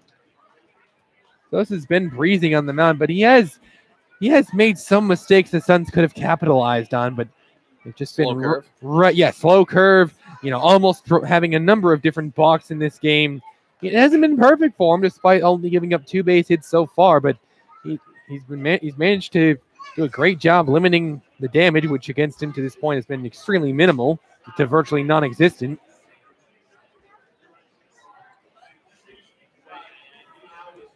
Sosa with a 2-2, another slow curve, realizing this one's way outside. Good eye there from Kolumovic. Now it's 3-2, and for Sosa, don't think he's going to be throwing the slow curve here. That he's been trying to get an out with that pitch all night. But he's also trying to get guys to chase it well out of the zone here, and would not throw a slow curve on a 3-2. Fastball up the middle. That will go down for a base hit. They're going to round the runner. Here comes Marin. The throw home is well offline. Gets away, but a throw over to first, and they got him in a rundown. They will make the tag because caught up in the bases was Kolumovic with a bad motion over towards second. So that will go down as an RBI single, and on the putout, 8-1-2-3. Down goes Kolumovic. Well, it's something. The Suns finally get onto the board here. It's supposed to finally pay for his mistake.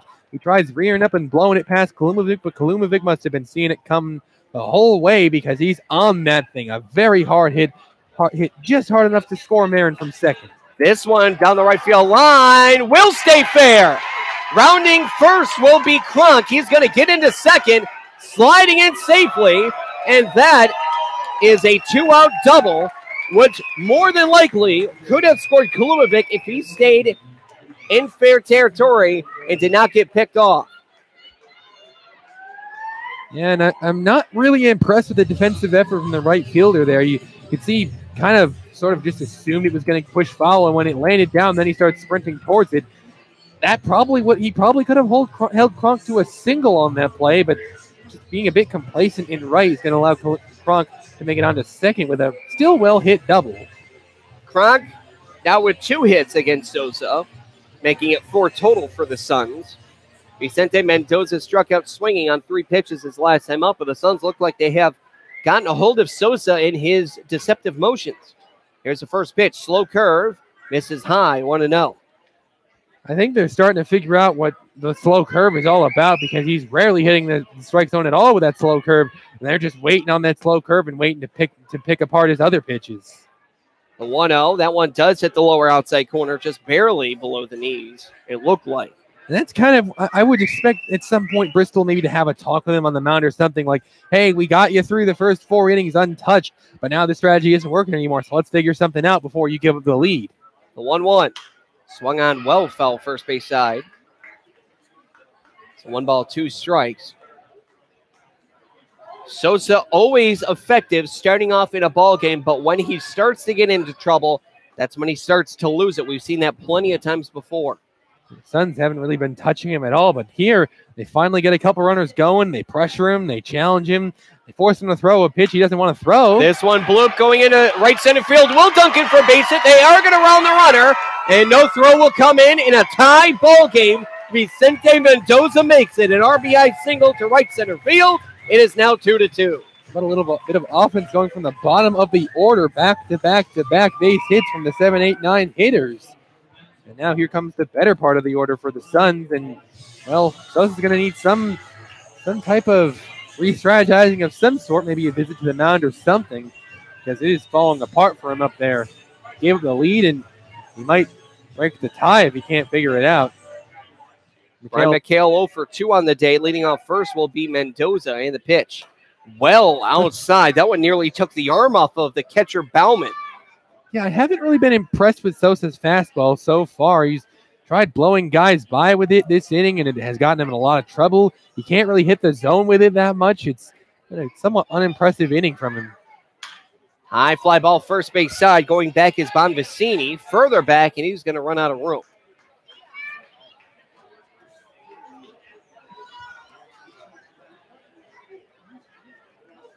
You look at famous starters, converted relievers. One comes to mind, Mariano Rivera. Great starting off. First time through the order, but the second, third time through the order, that's when he starts to falter. That's why he was then converted as a closer. Pitch is high for a ball. Snap throw over to second, not in time. First. Well, I would say that certainly worked out for him and the Yankees in the end. Yes, for Rivera. Was sent down to AAA, worked on his cutter, and then all the rest is history. And he became pretty much the greatest closer of all time. 2-1 is outside 3-1, the greatest of all time. Trevor Hoffman, very dominant as well. Both men with over 600 saves in their MLB career. It's a 3-1 count to McHale. He's going to be very ticky-tacky with this next pitch. Here's a 3-1. That one is high, very ticky-tacky indeed. He's going to hold off, and that's going to be a walk. And now Sosa has the go-ahead run in scoring position. And finally, I knew this was going to be coming with either this batter or next. It's going to be the pitching coach, Jordy Shiner. And it is well overdue, because what Sosa's got going on just isn't working anymore. He cruised through 4 innings, but running into a lot of trouble here in the 5th. And I haven't really seen him change up his approach to the mound so far. And that must be what they're talking about now. Like, hey, how can we salvage the situation and at least keep the game as a tie? Because it is quickly deteriorating for him here.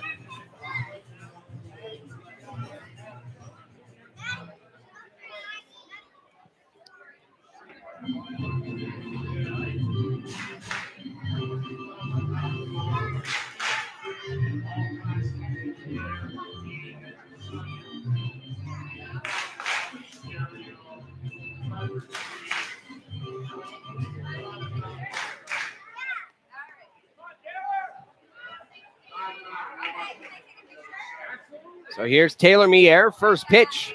They focus now on the changeup, and that one hits the lower outside corner against the left-handed hitting Mier. Count is 1-0.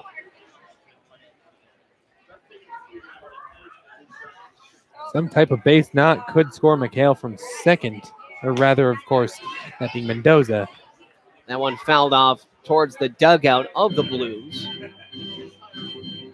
Mendoza's got legs, so any decent hit probably push across the go-ahead run. Knowing Mier, he's definitely more than likely going to pull it. A ground out to first and a line out to center field. Normally pulls it. Here is the 0-2, or the 1-1, excuse me. That one's fouled off, and now it's 1-2.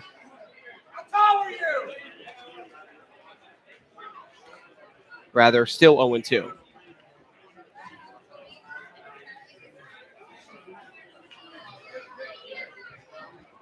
Sosa now leaning in from the stretch. Shakes off the side, now nods. He'll set from the stretch. Here's the 0-2. Swung on yet again, fouled off, and a great snare there from pitching coach Brandon Shalikas.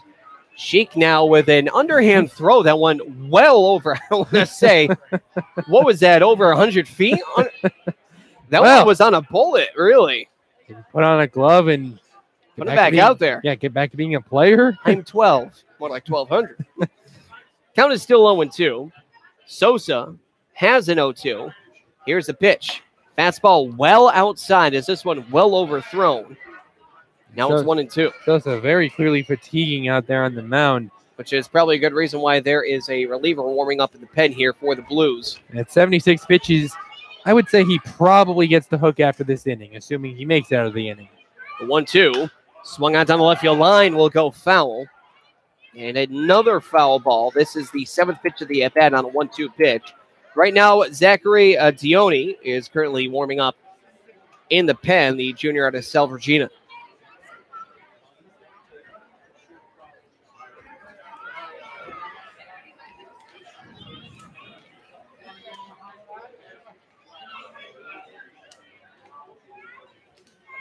Defensive swings galore here from the all-star catcher Mier.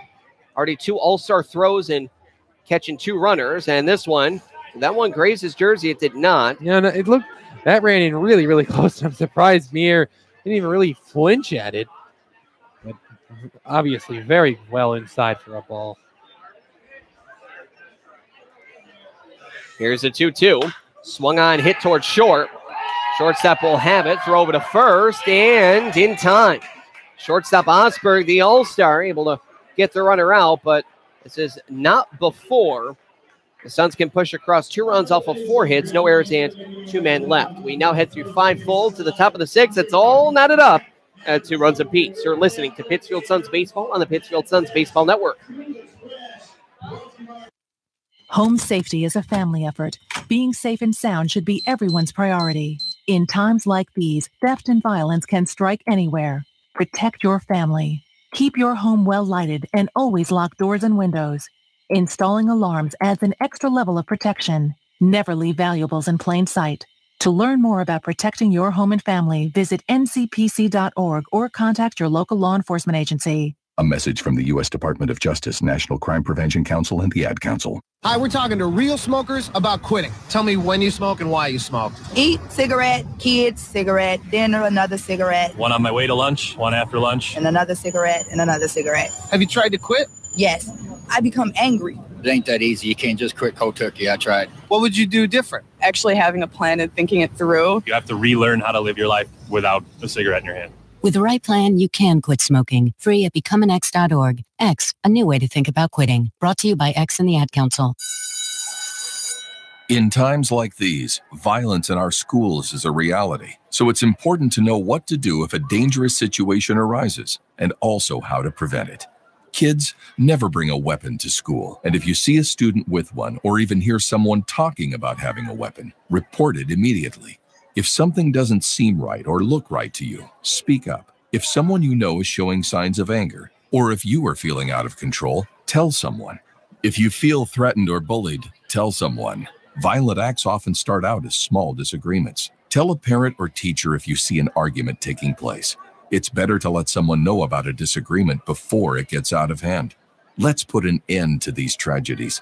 Ask your school to adopt an anti-violence program. Visit ncpc.org to learn more about how to keep your school safe. That's ncpc.org. A message from the U.S. Department of Justice, National Crime Prevention Council, and the Ad Council.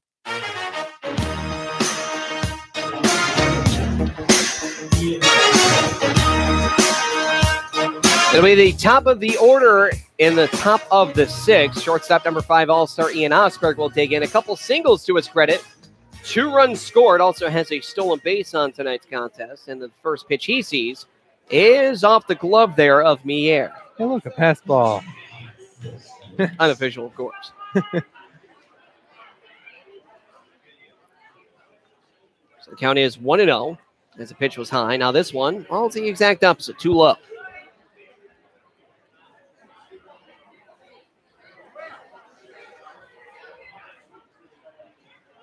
As here is the 2-0. That one is in there. Called strike at the knees. 2 balls, 1 strike. After that pitch, Mushin only had 61 pitches. Been decently effective today. Wouldn't be surprised if he could finish this inning and maybe come out for the 7th. This one is fouled back. Now it's 2 balls, 2 strikes.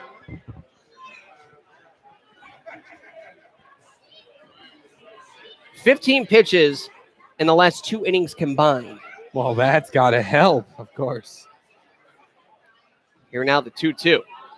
Cut on and miss for strike 3.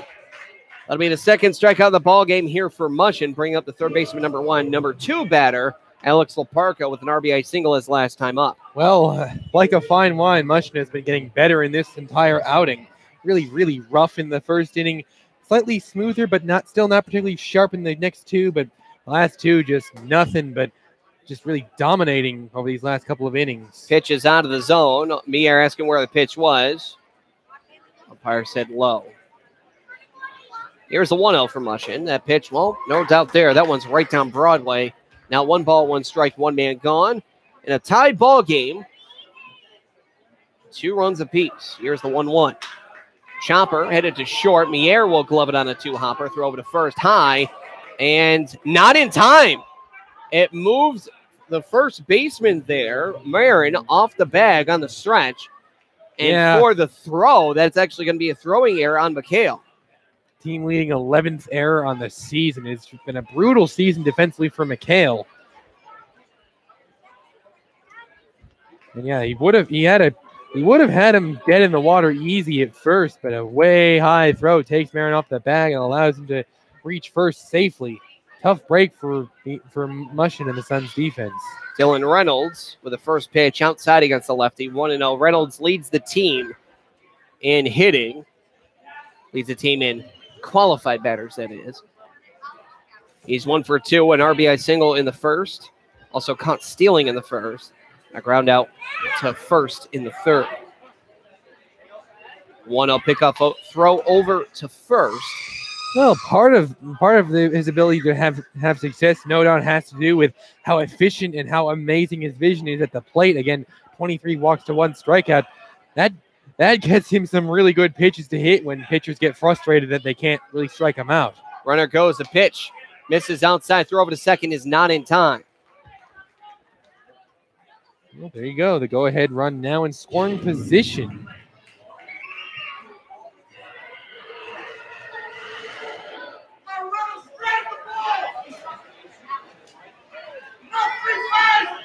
So 2-0 the count, 1 man gone. Check on second from Mushin. Now the pitch. Breaking ball, the curve, just missed low and in. Now it's 3-0. Again, not the worst thing in the world if you walk Reynolds with Brereton up. Brereton is a dangerous hitter, though, and with a couple runners on, he could do some damage.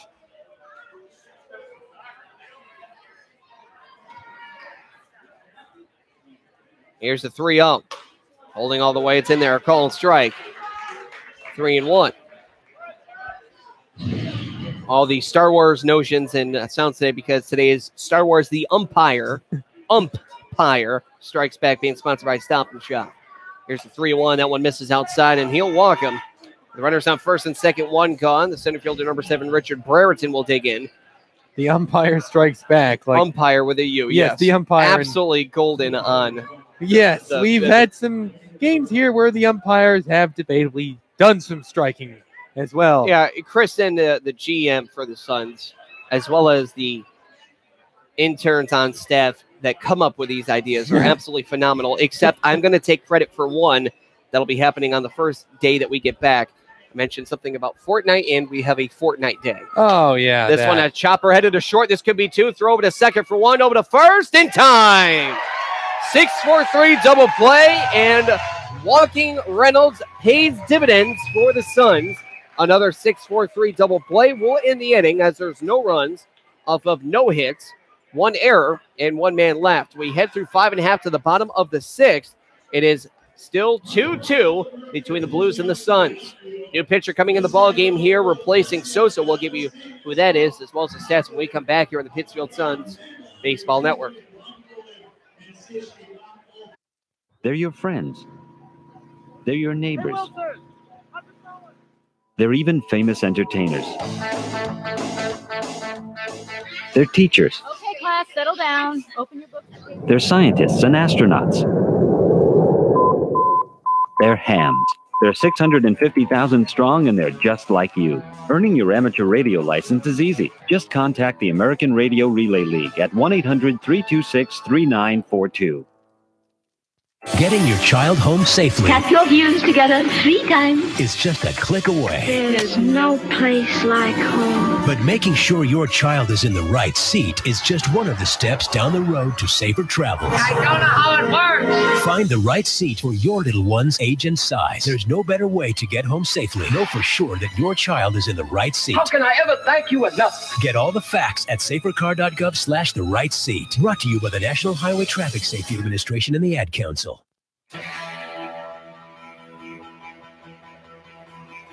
New pitcher in the ballgame for the Bristol Blues. That is number 27, Zachary Dione. Dione, 10 appearances, a couple starts, 23 innings pitched, 17 hits, 18 runs, 14 earned, walked 22 to 21 strikeouts, a loss on the season with a 5.47 ERA. And that will do it for the starter, Kelvin Sosa. Extremely strong 4 innings and then definitely petered out in the bottom of the 5th. Mercifully getting relieved. He pitched 5 innings facing 20 batters. 2 earned runs on 5 hits, one of which was a double. Walked a guy and struck out 7. 79 pitches thrown. I mean, yes, he was eligible to come out here for the 6th, but definitely making the right call are the Blues in getting him some relief as he really tuckered out towards the end of his outing. And it will give way to the bullpen to try to preserve the tie.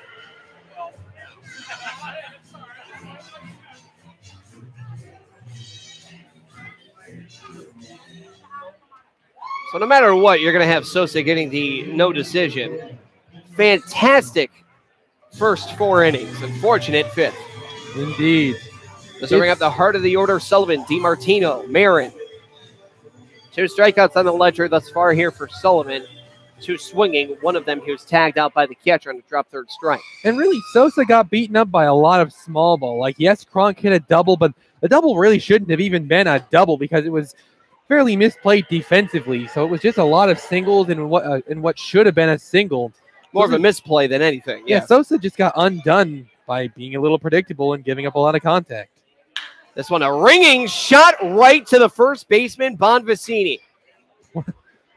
Well, speaking of contact, not effective contact, but very hard hit contact. Unfortunately, as you like to say, Billy, a true atom ball. Second baseman, number 8, Drew DiMartino. More than likely going to be reaching the All-Star game. Actually, I'm gonna say book the man. Well, he's definitely heading to the All-Star game. Yeah, that's not a particularly bold call at the moment, Billy. Pitch. Oh, that one's in there, a called strike on the lower outside corner.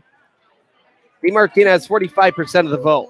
Yeah, 14,894. Yeah, I at this point, yeah, it's pretty obvious he's going to make it. Pitch is up and in. Now 1 ball, 1 strike. Peyton Stevens, I'm going to say he's also making the All-Star game, 13,415. And in third place, Sebastian Gruzecki, only 3,115. Big kind of miss there from Demo. Yeah, virtually no chance it's anyone other than Demo and Peyton Stevens. That's right. It's got the Madewell and Belargin stamp of approval. So the 1-ball, 2-strike count here from Dione, and the pitch cut on a miss for strike 3, and he will follow in the same way Sosa started off his line. I'll bring up first baseman number 21, Peter Marin. He's 1 for 2 on the day with a run scored.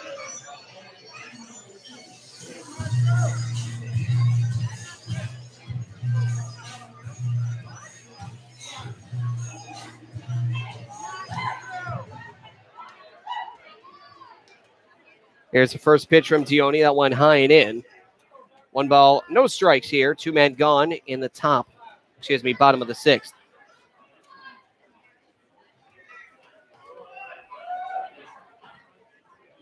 Now the 1-0. That one a high fly ball going out to center, taking 1, 2, 3, 4, 5, 6, 7 steps will be the center fielder, Brereton. That one's going to click the final out of the inning. So 6 full innings complete. We now head to the top of the 7th. Tie ball game, 2 runs apiece. You're listening to Pittsfield Suns Baseball on the Pittsfield Suns Baseball Network. The following commercial is sponsored by feedthepig.org, an organization devoted to helping you save money. We will not entice you with messages like lowest prices in town, dealer approved, certified pre-owned. Nor will we brag about our huge selection, enormous variety. We will offer no contingencies like see store for details. Legal exclusions apply. Because we simply want to help you spend smarter and save better. Log on to feedthepig.org. Find the benefits of saving for every stage of life. Brought to you by the American Institute of Certified Public Accountants and the Ad Council. Are you prepared in the event of a disaster? I'm Jim Cantori, reminding you that the best way to make your family safer is to be prepared before disaster strikes. First, build a disaster supply kit with enough supplies for each family member for at least 3 days. Next, make a family communication or evacuation plan. Finally, stay informed. Listen to local radio and TV reports when disasters are imminent. For more information on how you can be Red Cross ready, contact your local American Red Cross chapter or visit redcross.org. Getting your child home safely Tap your views together 3 times. is just a click away. There's no place like home. But making sure your child is in the right seat is just one of the steps down the road to safer travels. I don't know how it works. Find the right seat for your little one's age and size. There's no better way to get home safely. Know for sure that your child is in the right seat. How can I ever thank you enough? Get all the facts at safercar.gov/the right seat. Brought to you by the National Highway Traffic Safety Administration and the Ad Council. I have a passion for the environment. That's why I serve in the United States Coast Guard. We monitor commercial vessels, making sure our ports and waterways are safe and clean from oil or other hazardous material. We patrol our fisheries, protect marine wildlife and their habitats. With all we do, it's about protecting America. Were you born ready to protect America? Learn more at gocoastguard.com. Sponsored by the United States Coast Guard in cooperation with the Massachusetts Broadcasters Association and this station.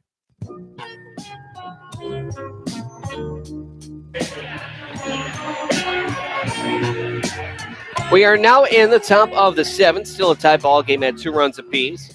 Let's bring up the 5, 6, 7 batters, Bombacini, Theodore Haig, and Hunt.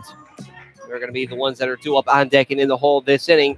However, only 1 hit and 1 walk between the 3 batters, collectively 1 for 5. Pitch. That one's in there against the lefty. In there, called strike. Count here is 0-1. Pitch number 73 for Mushin right there, and he still looks fresh as ever. He should be able to easily finish the 7th inning. Hot shot? Well, not so fast. That one a hot shot single and a 2-hopper to left.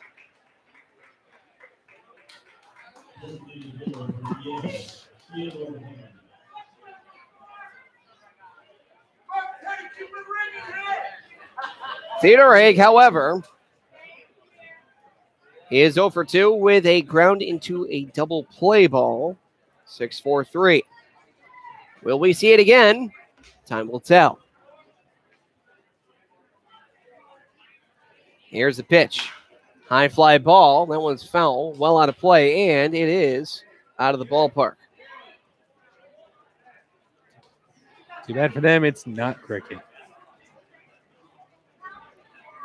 There is a reliever warming up in the pen here for the Suns. Not terribly surprising at this rate.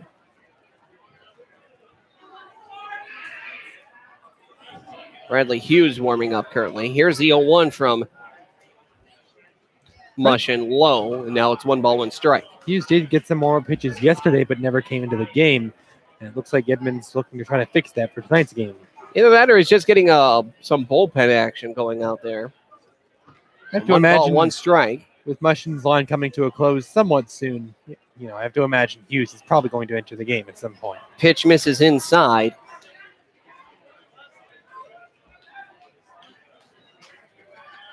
Last time in the second, Bonvicini led off with a walk as opposed to a single, and then a 6-4-3 double play. Haig, the Theodore variety, grounded into. This one hits the outside corner. No, it's real too high. It's waiting on a strike call on that one. That's interesting.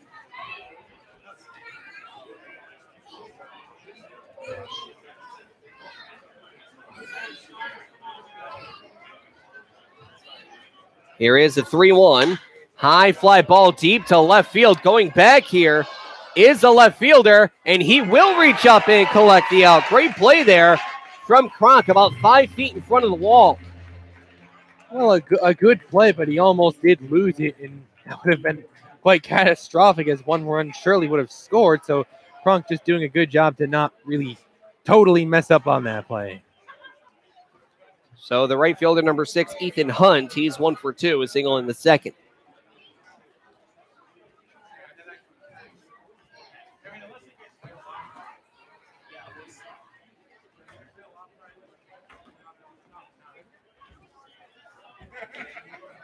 The runner goes, a pitch, swung on and missed, throw over to second, easily got him by 1.5 miles. A strong throw from Taylor Mier, and what else is new? Wow, talk about dead in the water. That wasn't even close. If I wasn't watching the play, I would have thought Bonvicini jogged over or something.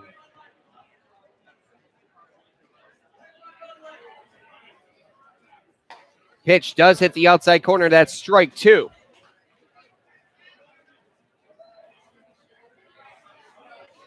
So count stealing 2-4. That's a third man that Mier has put down. That one is right down the middle for a ball. Okay, sure. I have no idea where that one missed. With an odd Mushin is there, and the 1-2. Bounces in, no debate there. Well, no. But still, I feel like the at-bat should be over by now.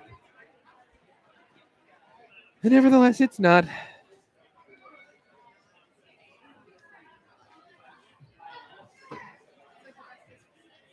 Here's the pitch. Swung on, fouled off. And we'll go again from 2-2.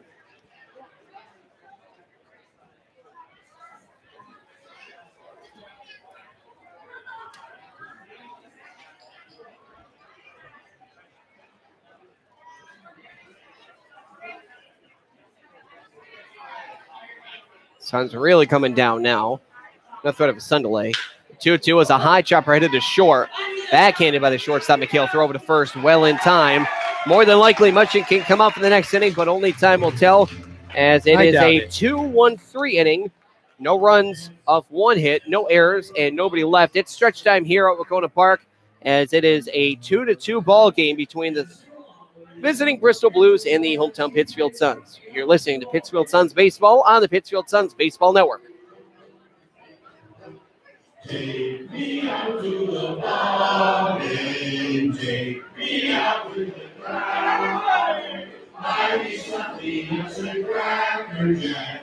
I don't care if I ever get back for this room. Looking for the Suns, if they don't win, it's a shame. For it's 1, 2, 3 strikes, you're out at the all game.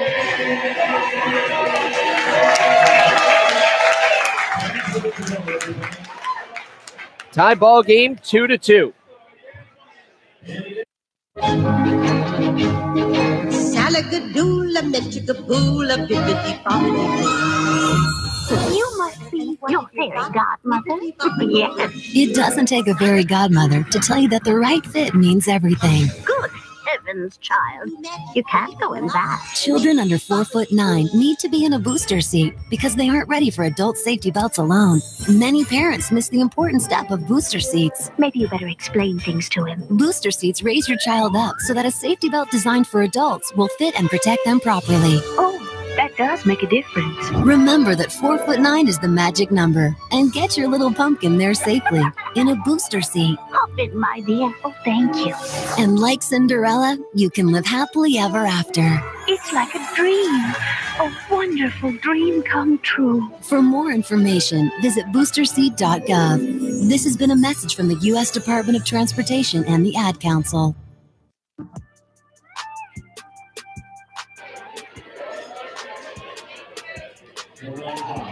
We head now to the bottom of the 7th. Still 2 runs apiece. But quickly before we get into this next inning, this is the amount of pitches that starter Jordan Mushin has thrown per inning. 17, 12, 14, 6, 9, 14, 13. 85 total pitches, 55 for strikes. That is a fantastic outing. Oh, Mushin is having the outing of the season for himself right now. Really had been quite ugly to this point for Mushin, but ending off the all-star first half on a great note in this game, although I don't suspect he'll come out for the next inning despite being eligible to do so at 85 pitches. Pitch was outside. Now it's low and inside here to left-handed hitting center fielder Dave Matthews. On deck, Jack Kalumovic, the third baseman, in the hole, Cal Cronk, the left fielder. And if that ends up being the case, really for his sake, I hope the Suns get across 1 run just so he can be in line for the win because he really deserves it. Pitch is low now, 3-0. Well, with this, maybe they got a chance because at 3-0, Matthews should be holding dead red here. And with the bottom of the order having been decently effective today, you never know. Holds off, 4-pitch walk. Well, there you go. The go-ahead run, just like that, is now on base. Third baseman Jack Kalumovic is 1 for 2. An RBI single his last time up. And Matthews was basically spoon-fed that one. None of those pitches were even close to the zone.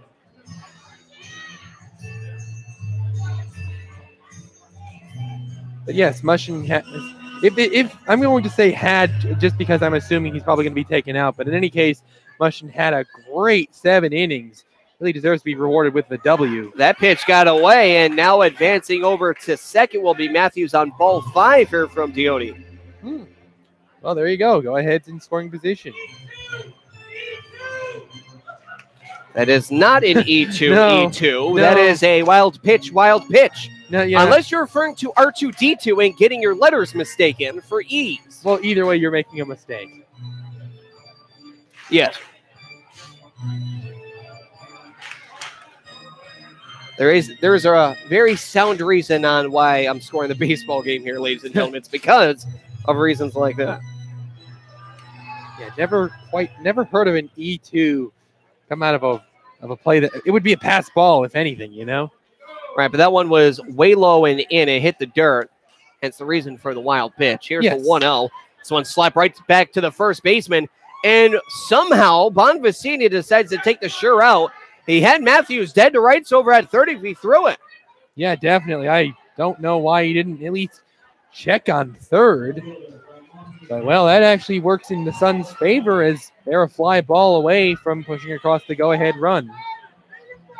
And now here's left fielder, number 2, Kyle Cronk, who's been all over the Blues hitting today. Only man that has.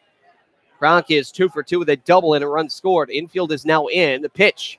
Curveball and a beauty there from the right-handed hurler Dione as that one hits the lower inside corner. Hardly surprising the infield is in. However, both of the times Cronk had a hit, they were both very hard hit balls. And both into right field. So here's to you, Hunt, as that one's high and away. 1 ball, 1 strike. If they're afraid enough of him, they could pitch around him to try to set up a double play opportunity.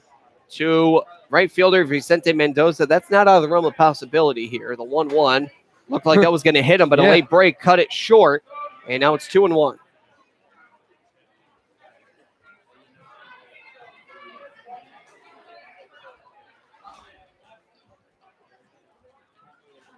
Here's the 2-1.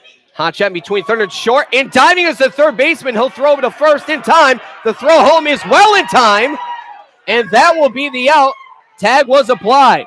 Oh, what a What a terrible decision to come home on that play. What?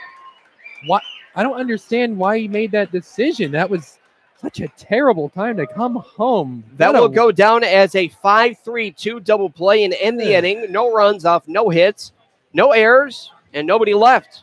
We head now through 7 full to the top of the 8th as it is still 2-2. You're listening to Pittsfield Suns Baseball on the Pittsfield Suns Baseball Network.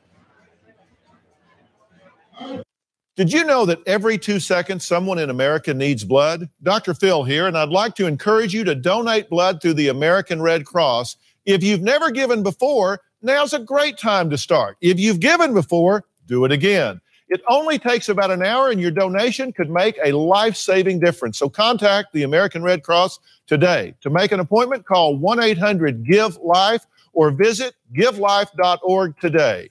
Thank you. Exercise is hard. So is maintaining a healthy diet. Of course, neither is half as hard as dying. Sadly, type 2 diabetes, heart disease, and stroke kill nearly 1 million people a year. Even sadder, most of these deaths are preventable with a few lifestyle changes, including regular activity, healthier eating, and not smoking. Talk to your doctor about your risk for type 2 diabetes and heart disease. And if your doctor recommends lifestyle changes or medication, listen. The reason so many die is because not enough are willing to change. You can stop it, starting right now. It's your life. Listen to your doctor. Eat better. Get moving. Visit checkupamerica.org or call 1-800-DIABETES. A message from the American Diabetes Association.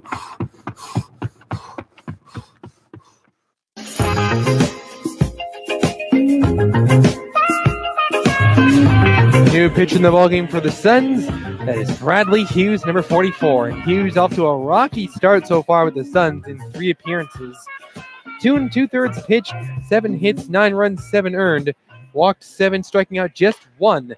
Took a loss so far with a humongous 23.62 ERA, although he did take a loss on an unearned run. So that much is debatably not his fault, but still, otherwise off to a pretty rough start so far with the Suns. And unfortunately, the starter Taylor Mushin will be doomed to a no decision despite 7 sterling sharp innings, facing 25 batters, 2 runs, 1 earned, 7 hits with 2 walks. So he did give up a lot of base runners, but he never gave way.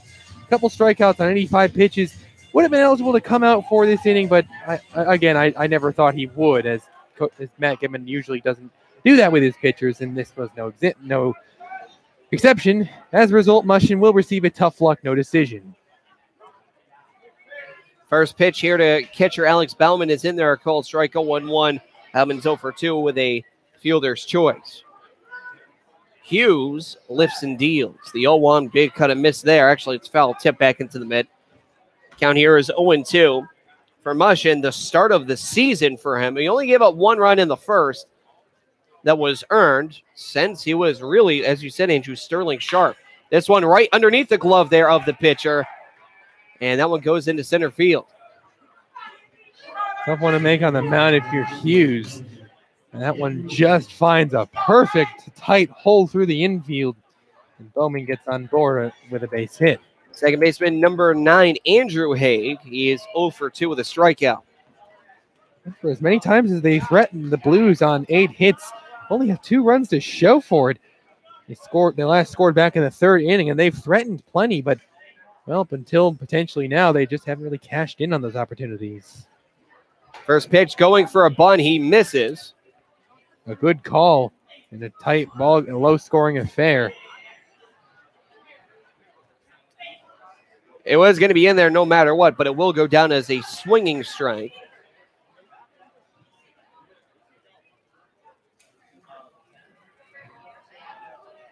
Now the 0-1 going again for a bunt, and it does get off the bat.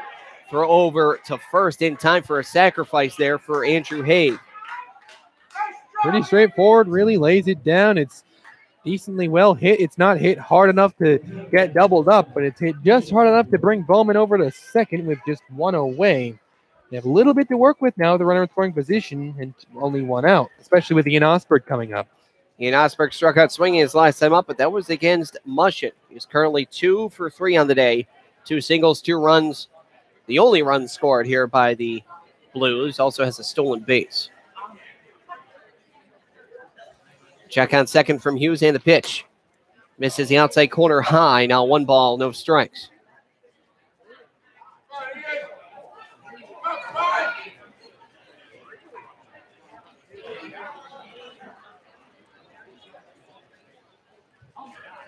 Now the 1-0. Misses again outside. 2-0.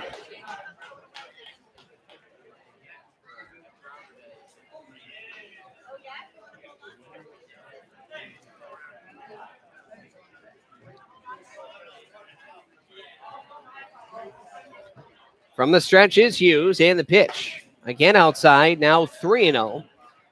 No relation to Thomas Hughes. Here is Bradley.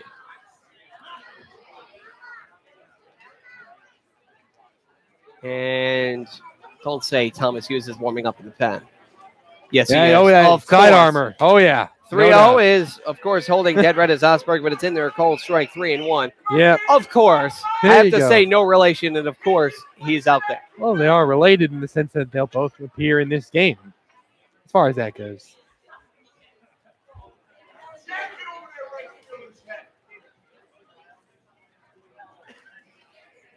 From the stretch is Bradley Hughes and the 3-1.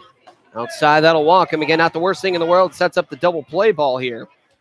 Third baseman number 1, Alex Leparco. He is 1 for 3 on the day. An RBI single, but last time up, reached on an error and stole a base.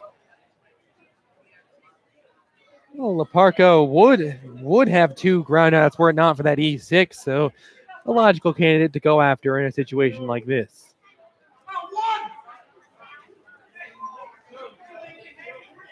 Here is the pitch. Outside again. Time is finally called. As right now, Mier wants to talk things over here with Hughes.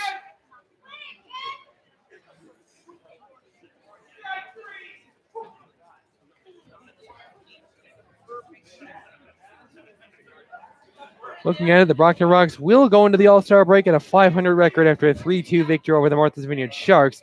North Shore Navigators do cut into the deficit a bit in Worcester, but still trail by 4 runs, 10-6 in the bottom of the 8th. Where did that one miss? Outside corner for a called ball. You got me. 2-0. That one looked good from here. Was thigh high, outside half.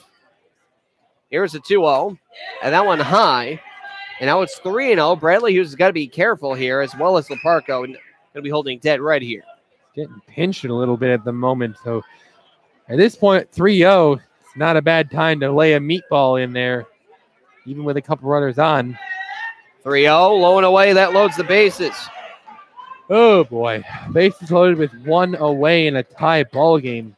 Now here comes Shalik as he's going to talk things over here as they face off against Dylan Reynolds, who was 1 for 2 on the day.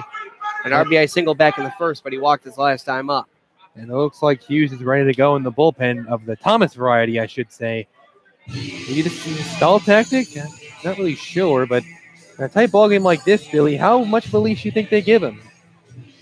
After seeing yesterday's contest, I can't quite say. That is a good point. You make a very good point. That was actually a quick talk. Of course, a very deadly hitter coming up from Dylan Reynolds.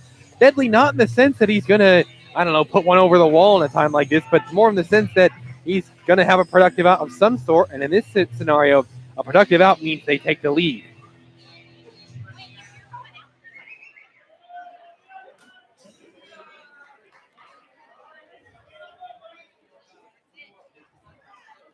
Here's the first pitch to him. Outside again.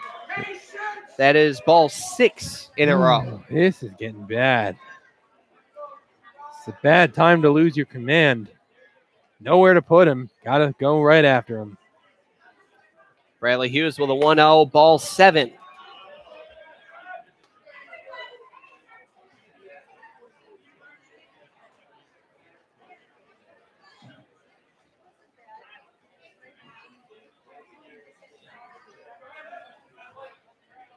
Now the 2-0. That one does hit in there. Clearly, Dylan Reynolds waiting on a first strike, and in doing so, got himself a favorable 2-1 count. Now the 2-1. Swung on deep to right. Going back is Mendoza. He will reach up and collect it out. However, a run is going to score.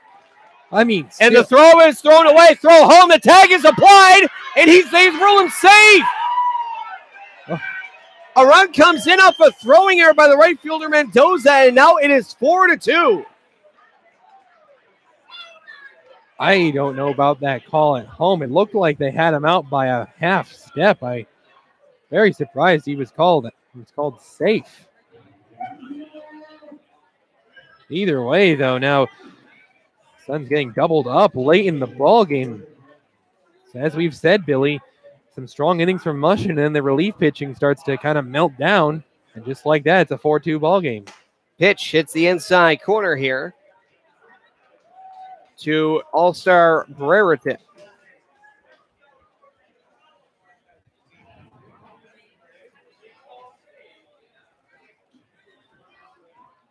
This one, a high chopper to third. Charging is Kalumovic. Barehand throw over to first in time. Impressive play from Kalumovic. It looked like he was going to get aboard with how high it bounced, but Kalumovic, not in my house. But in the meantime, 2 runs do come aboard off of a hit, an error, and a man left. We head now to the bottom of the 8th, and now the Suns find themselves back down by a score of 4-2. We're going to stay put here for Sweet Caroline, and the crowd's going to listen in. We'll be right back with more Pittsfield Suns baseball on the Pittsfield Suns Baseball Network.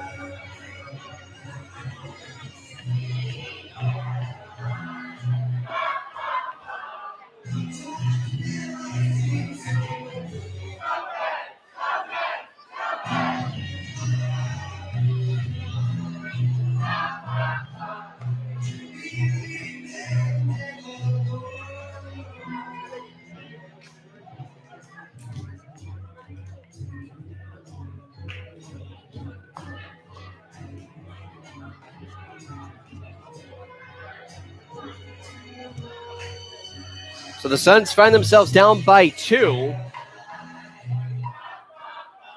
for the second time in this ball game. And now here for the bottom of the 8th, they have 6 outs to collect at least 2 runs. It'll be right fielder number 4, Vicente Mendoza. He did throw it in, but no one went to get the ball, so he's going to be credited with the throwing error when it should be really on any of the infielders who were trying to cut it off. DiMartino comes to mind. And I believe that's a new pitcher in the ball game. Yes. Pitch is in there, a called strike. And I believe for a new pitcher, that is number 11, Kyle Haig. Indeed it is. Hag, excuse me. This one cut on and missed for strike 2. Count is now 0-2. Hag on the year, 13 appearances, 19 innings pitched, 18 hits given up, 10 earned runs, a good ratio at 8 walks to 22 strikeouts, a couple wins with a 4.73 ERA. Not sure where the pitch missed. Must have been low, but looked good. 1-2.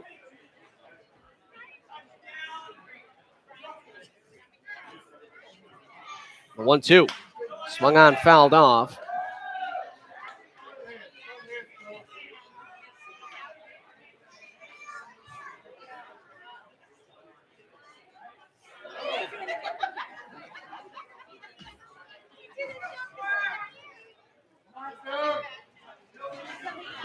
Cut on a miss for strike 3. The tag was applied. Yeah, the relief pitching for the Suns really letting them down late in the ball game, but the offense in general has been mostly missing on the day. They beat up on Kelvin Sosa a bit in the 5th, but other than that, just nothing. Flat out nothing other than that.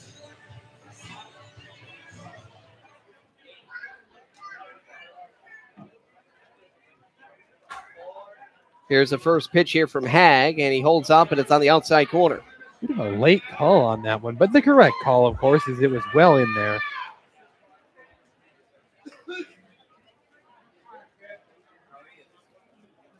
Hag shakes off the sign, now nods the windup as this one is a slow grounder headed to third and short. Laparco, the third baseman, has it, throws over to first in time on the force not tag. You're listening to Pittsfield Suns Baseball on the Pittsfield Suns Baseball Network. Billy Madewell, Andrew Bullarton called outfield at Wacona Park in Pittsfield, Massachusetts. 2 outs in the bottom of the 8th. The Blues took a 4-2 lead in the top of the frame.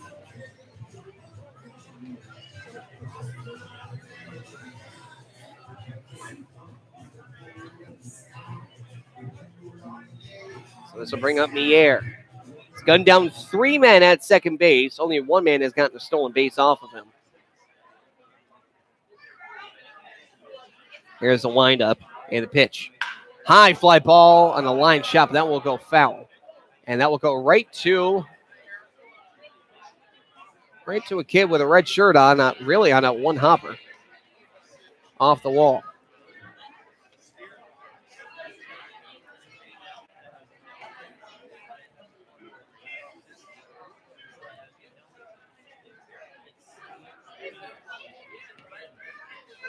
And the 0-1 in there. Wow.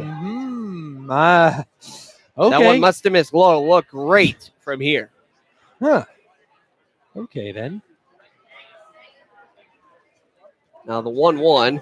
That one's in the dirt, but it swung on and actually was foul tipped. Ugly swing. Kind of went fishing on that one.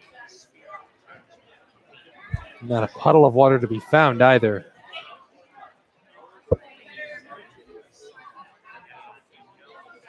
Left-hander hurler warming up in the pen here for the Blues. I believe Thomas Hughes has sat down. And they're going to bring Bradley Hughes back in next inning. Here's a 1-2. High and away. Now 2-2.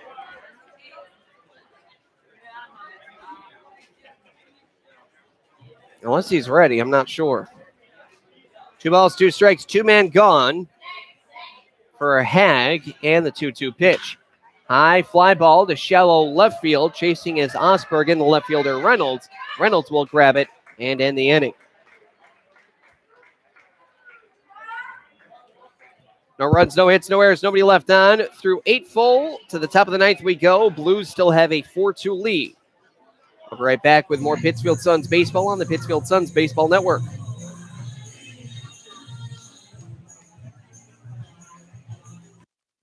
Check it out, it's the Terminator. Hey, when'd you get back, huh? Did you have to shoot anyone? Why are you so distant? Are you not happy to see me? So what's the deal? You gonna get a job now or what? Why are you being so jumpy? Put all that stuff behind you, okay? No one knows what it's like to come back from Iraq or Afghanistan unless they were there. Join other veterans at communityofveterans.org because we know where you're coming from. Brought to you by Iraq and Afghanistan Veterans of America and the Ad Council. Type 2 diabetes is a serious chronic health threat in America. It affects tens of millions of people. Many people who have the disease don't know it. Diabetes can cause health problems such as heart disease, strokes, amputations, and blindness. Talk to your doctor, get screened if you're at risk, and learn how to avoid becoming one of the millions of new cases of diabetes each year. You can help prevent type 2 diabetes. A message from CDC and HHS. So here's my cell phone number, my husband's cell phone number, and here's the number to the grandparents. The number of the restaurant we'll be at, it's just down the block. And I told the neighbors you were here, so if anything happens, anything at all, don't hesitate to call. And what's your cell phone number again? I don't think I put that in. Honey. What? Honey, he'll be fine. Okay, let's go. I know you're right. The odds of a babysitter calling 911, 1 in 1,400. The odds of a child being diagnosed with autism, 1 in 150. You know the odds of autism. Now learn some of the signs. No big smiles or other joyful expressions by 6 months. No back and forth sharing of sounds or facial expressions by 9 months. And no babbling by 12 months. To learn more of the signs and more about autism, visit autismspeaks.org. Brought to you by Autism Speaks and the Ad Council. New pitcher in the ballgame, and gee, who else could it be other than number 30, Thomas Hughes?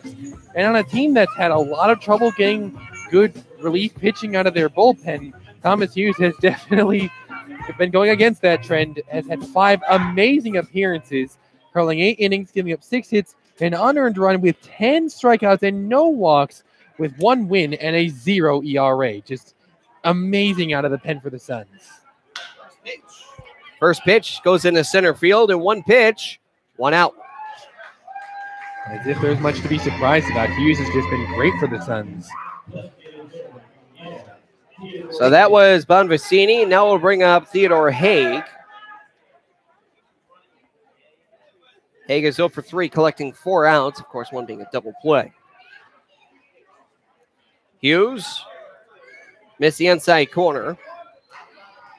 Count is 1-0. In all those 8 innings, Billy, Hughes, again, hasn't even walked a man so far.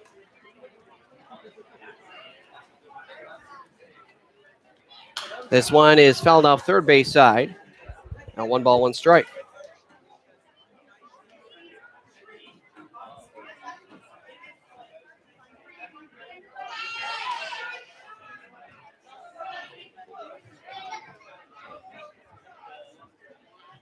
Here is the 1-1. Beautiful sidearm motion there from Hughes in there. Outside corner. 1-2.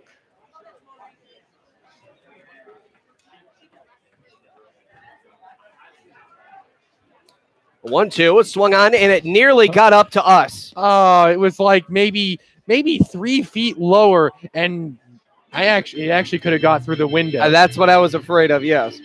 Afraid of? I would have loved that. It wasn't going fast enough for... I have a camera right here. You do have a point, but maybe it would have gone over the camera. We would have had a souvenir. I can only... It would have went right through the door. The 1-2 is slapped foul. You always have to be a negative Nancy. It's not negative Nancy. It's realistic Rick. I don't know. Realistic Rick. That one was about... okay. If it was like... From the window. If it was like 2 or 3 feet shorter, it would have gone a little bit over the camera, and it probably would have gone out the door, but I think we could have recovered it. Kulumovic underneath this foul ball, and he'll collect the second out of the inning.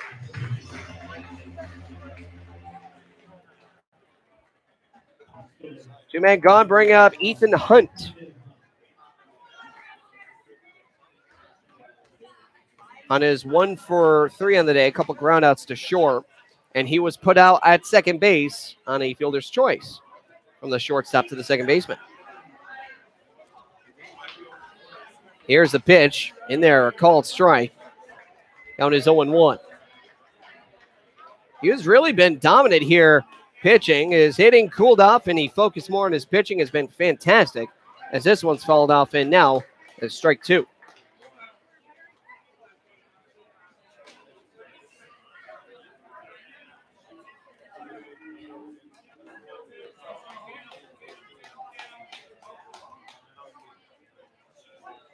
Hughes from the stretch. Thomas, that is. The 0-2 just misses the outside corner. Beautiful waist pitch on that one, taking him a bit out of the zone. Great sidearm action from him as well. Hughes with a pitch, low in the dirt. Now 2 balls, 2 strikes, 2 men gone. A 2-run lead for the visiting Bristol Blues here in the top of the 9th.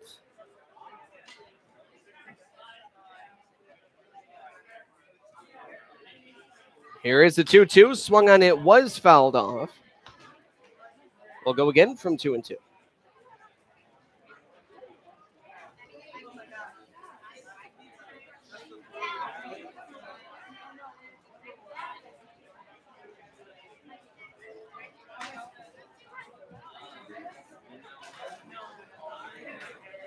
Now again, the 2-2, and again fouled off. I think that one I don't think that smashed someone's window, but it definitely hit someone's car. Oh, boy. Yeah, that definitely. Why do people still park close enough to Wakona Park for this to happen? Yeah, that one left a dent. Here again, the 2-2, and yet again, another foul ball. No, really, like, this is a baseball stadium. Like, how are you going to park even slightly close to this? I don't get it. Why would you do that? It just seems like it would be common sense. Yeah, staff members confirming it for me right now. He's looking at the dent at the car right now. Oh, man. 2-2, low and away, and finally it's full 3-2. 9th pitch of the plate appearance here. Staff member went to go collect the ball and just took about, 10 seconds looking at that car. Rip. This one, slow pop up over towards shallow right. DiMartino's right there to collect the final out of the inning. On 8 pitches. That being said, Pittsfield Suns right now, they have 3 outs to get 2 runs to at least have the ball game. We head to the bottom of the 9th. Suns down 4-2. You're listening to Pittsfield Suns Baseball on the Pittsfield Suns Baseball Network. Getting your child home safely Tap your views together 3 times. is just a click away. There's no place like home. But making sure your child is in the right seat is just one of the steps down the road to safer travels. I don't know how it works. Find the right seat for your little one's age and size. There's no better way to get home safely. Know for sure that your child is in the right seat. How can I ever thank you enough? Get all the facts at safercar.gov/the right seat. Brought to you by the National Highway Traffic Safety Administration and the Ad Council. I have a passion for the environment. That's why I serve in the United States Coast Guard. We monitor commercial vessels, making sure our ports and waterways are safe and clean from oil or other hazardous material. We patrol our fisheries, protect marine wildlife and their habitats. With all we do, it's about protecting America. Were you born ready to protect America? Learn more at gocoastguard.com. Sponsored by the United States Coast Guard in cooperation with the Massachusetts Broadcasters Association and this station. Salagadoola, metricaboola, bibbidi-bobbidi-boo. You must be your fairy godmother. Yes. It doesn't take a fairy godmother to tell you that the right fit means everything. Good heavens, child. You can't go in that. Children under 4'9" need to be in a booster seat because they aren't ready for adult safety belts alone. Many parents miss the important step of booster seats. Maybe you better explain things to him. Booster seats raise your child up so that a safety belt designed for adults will fit and protect them properly. Oh, that does make a difference. Remember that 4'9" is the magic number, and get your little pumpkin there safely in a booster seat. Hop in, my dear. Oh, thank you. And like Cinderella, you can live happily ever after. It's like a dream. A wonderful dream come true. For more information, visit boosterseat.gov. This has been a message from the U.S. Department of Transportation and the Ad Council. Bottom of the 9th. Part of the order, Patrick Sullivan due up. He's 0 for 3 on the day. The first pitch is a slow pop-up headed towards third and short. The shortstop is going to be the one to grab it. Augsburg, 1 pitch, 1 gone. Such has been life for this Suns offense. Just way too many easy outs, like really fast outs. A troubling trend that's been going on for the last 2 games, really. And it's no wonder they find themselves in the situation they're in now. If this news is correct, we really hope it's not. The person's car who got hit was our very own general manager, Kristen Huss. Yikes. Like I said, that is just, man. This will bring up Demo. And the first pitch to him. First pitch swinging as well. And this one goes foul. Look out. Don't have it hit again. It hit the light pole in front of her car. Okay. I'm not kidding you. Okay.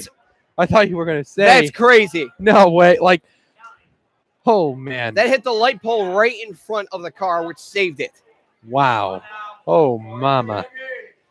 This one hit into play in the right center field, but the right fielder is there, and he will make the catch. Hunt watching this one the whole way, and now the Pittsfield Suns are down to their final out. And if Hunt didn't Hawkeye that thing, I think he might have been a step too late towards it, but just great defense and great reaction from him in right. And he gets this one basically on the dead run. Now the Suns are right on the edge of dropping another game.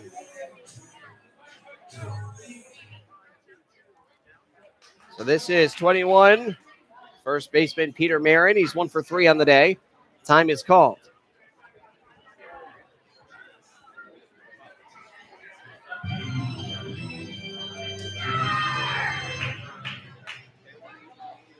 Here's the pitch from Hag, and the pitch is upstairs, 1-0.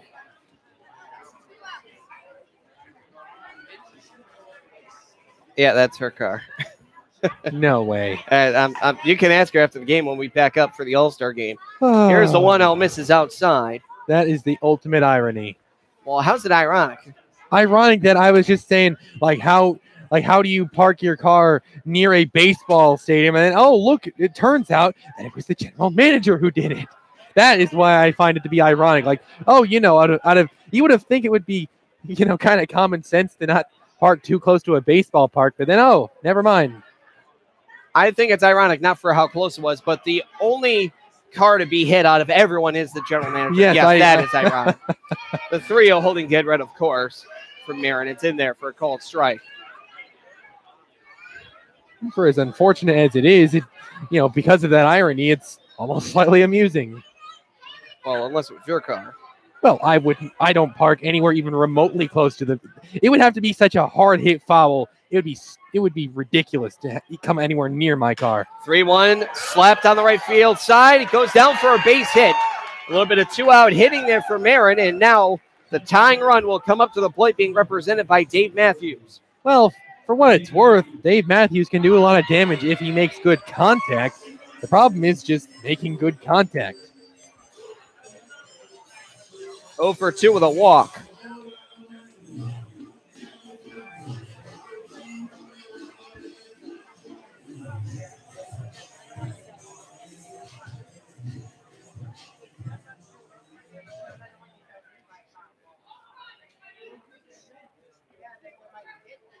So here is Hag with the first pitch. Nearly clipped Matthews there. It's well in, 1-0. I believe you said it earlier, Billy, but if Hag can get this last out, he would receive the save. He would. This is a save situation. Indeed. Pickup move over to first. Diving back to his knees there is Marin. Wouldn't really call it a dive. More like a scuttle. More like a trip and fall on my knees to the plate type thing, more than a dive. Hag again. The 1-0. Misses outside and low. Now 2-0.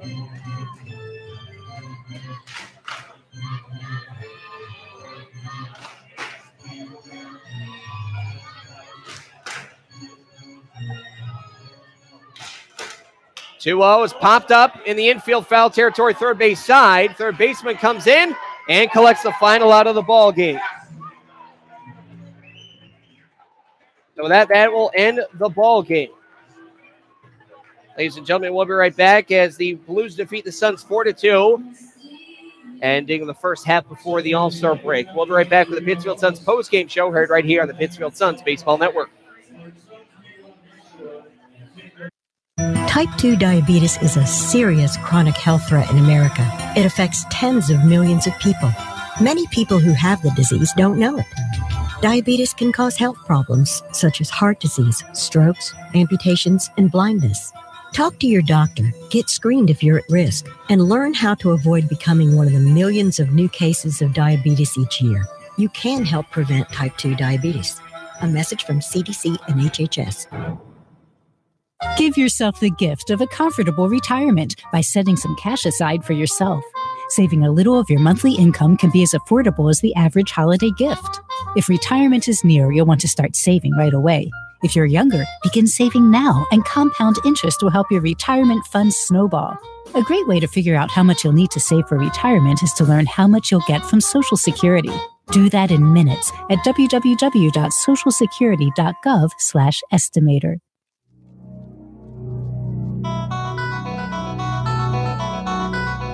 Welcome to the Pittsfield Suns post-game show on the Pittsfield Suns Baseball Network. And now, back to Paul Dowd Field at historic Wacona Park in Pittsfield with your hosts, Billy Madewell and Andrew Belargin. Welcome, ladies and gentlemen, to the Pittsfield Suns post-game show heard right here on the Pittsfield Suns Baseball Network. Billy Madewell, Andrew Belargin. And for this one, Suns, the relieving corps again falters after a fantastic start by Jordan Mushin. 7 strong innings of 2-run ball, one of them earned. Yeah, really a rough game overall. Just a brutal end to the first half of the season. Suns really need this upcoming All-Star break because a lot needs to change for this team to really stay competitive in the second half of the season. That being said, not a lot of runs scored this ball game, but runs scored either which way you slice it. So for the Blues, they started off the ball game with an RBI single by Dylan Reynolds in the first, another RBI single by Alex Leparco in the third. 2 runs came in the fifth, and for that came off the bats of Jack Kolumovic and Vicente Mendoza with with RBI singles, not back-to-back. And then 2 runs would come in the 8th. With that, 1 run would come in off a sacrifice fly by Dylan Reynolds, but the throw that Mendoza threw in, there was no cutoff man. Nobody went to go cut it off, and that made it an error on Mendoza, albeit not his fault. So that would bring in the 2nd run. So in total, 2 runs, 6 hits, 3 errors for the Suns. They left only 4 men on base for runners in scoring position as well. Really had nothing, really. They did go 2 for 6. And for the visiting Bristol Blues, 4 runs off of double that, 8 hits, no errors. And they left 3 men on base. For runners in scoring position, looking at their line, quite a line, because, well, there wasn't anything really there either. 2 for 5, 4 runs, all of them with runners in scoring position. So for that, again, tough luck, no decision for Jordan Mushin. Can't even get a win out of it, that being the Suns. The winner of tonight's contest will be Dione, and for Dione, he's going to have his line actually improve here. Trying to look for his line actually here.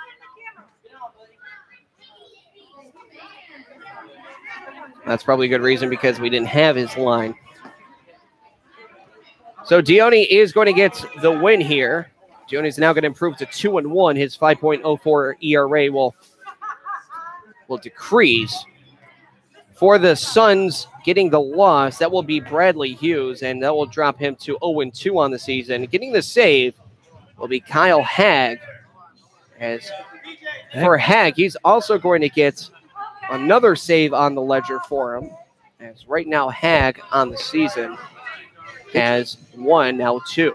Pitched a fine game in his own right, but it also helped the Suns' offense just absolutely lifeless. Pretty much in the whole entire ball game almost as a whole. So for the Pittsfield Suns, pitcher of the ball game, well, Jordan Mushin. There's really no debate there. 7 innings, 2 runs, 1 earned. Fantastic job on the mound on the start of the year. You really don't know how you could debate that. Mushin was in control pretty much all ball game long.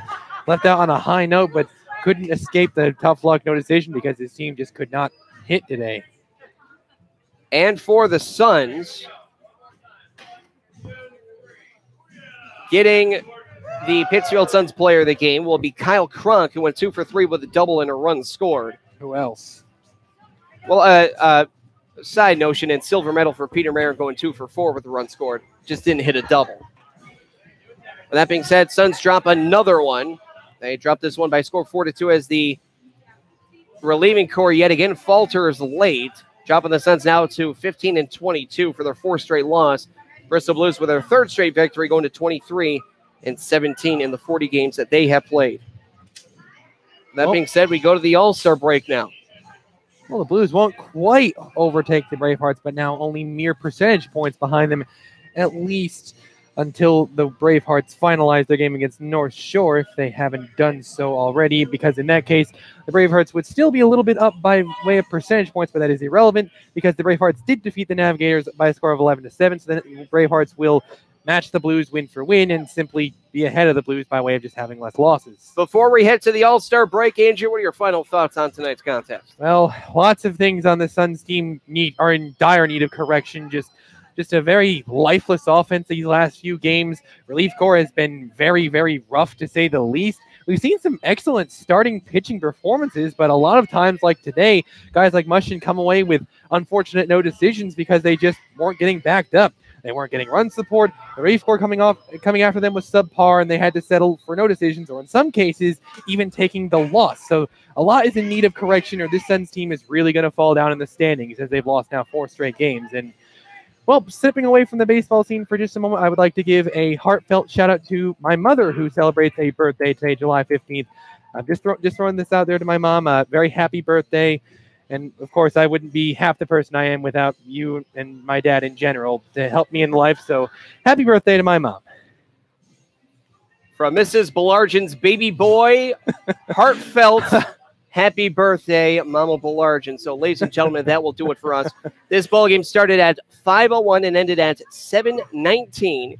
And that is a full game time total of 2 hours and 18 minutes in front of an undetermined and unfinished attendance crowd.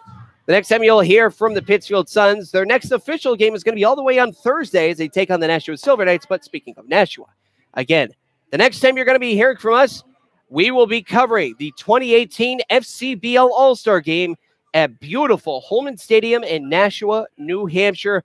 Cannot wait for that. Andrew, I know, is absolutely pumped up for that, as well as I am, as, again, this is 5 years away, or 5 years since the last time that I've been over to Holman Stadium, which is an absolutely beautiful ballpark, which is a pretty much mix of Campanelli Stadium in Brockton and here at Paul Dowd Field at Wacona Park in Pittsfield, Massachusetts. But ladies and gentlemen, that is going to do it for us. Alongside Andrew Belargen, for players, coaches, umpires, and fans, this is Billy Madewell saying thank you for listening and watching. It's a Pittsfield Suns Baseball on the Pittsfield Suns Baseball Network. Thank you so much. Have a great night. Have a great day tomorrow, and we'll see you all at the 2018 FCBL All-Star Game in Nashua. Thank you for listening to Pittsfield Suns Baseball on the Pittsfield Suns Baseball Network. Please join us next time for more exciting baseball action from Paul Dowd Field at historic Wacona Park. This play-by-play broadcast of Pittsfield Suns Baseball was a production of the Pittsfield Suns. Any reproduction, retransmission, or other use of the accounts and descriptions of this game without the expressed written consent of the Pittsfield Suns is strictly prohibited.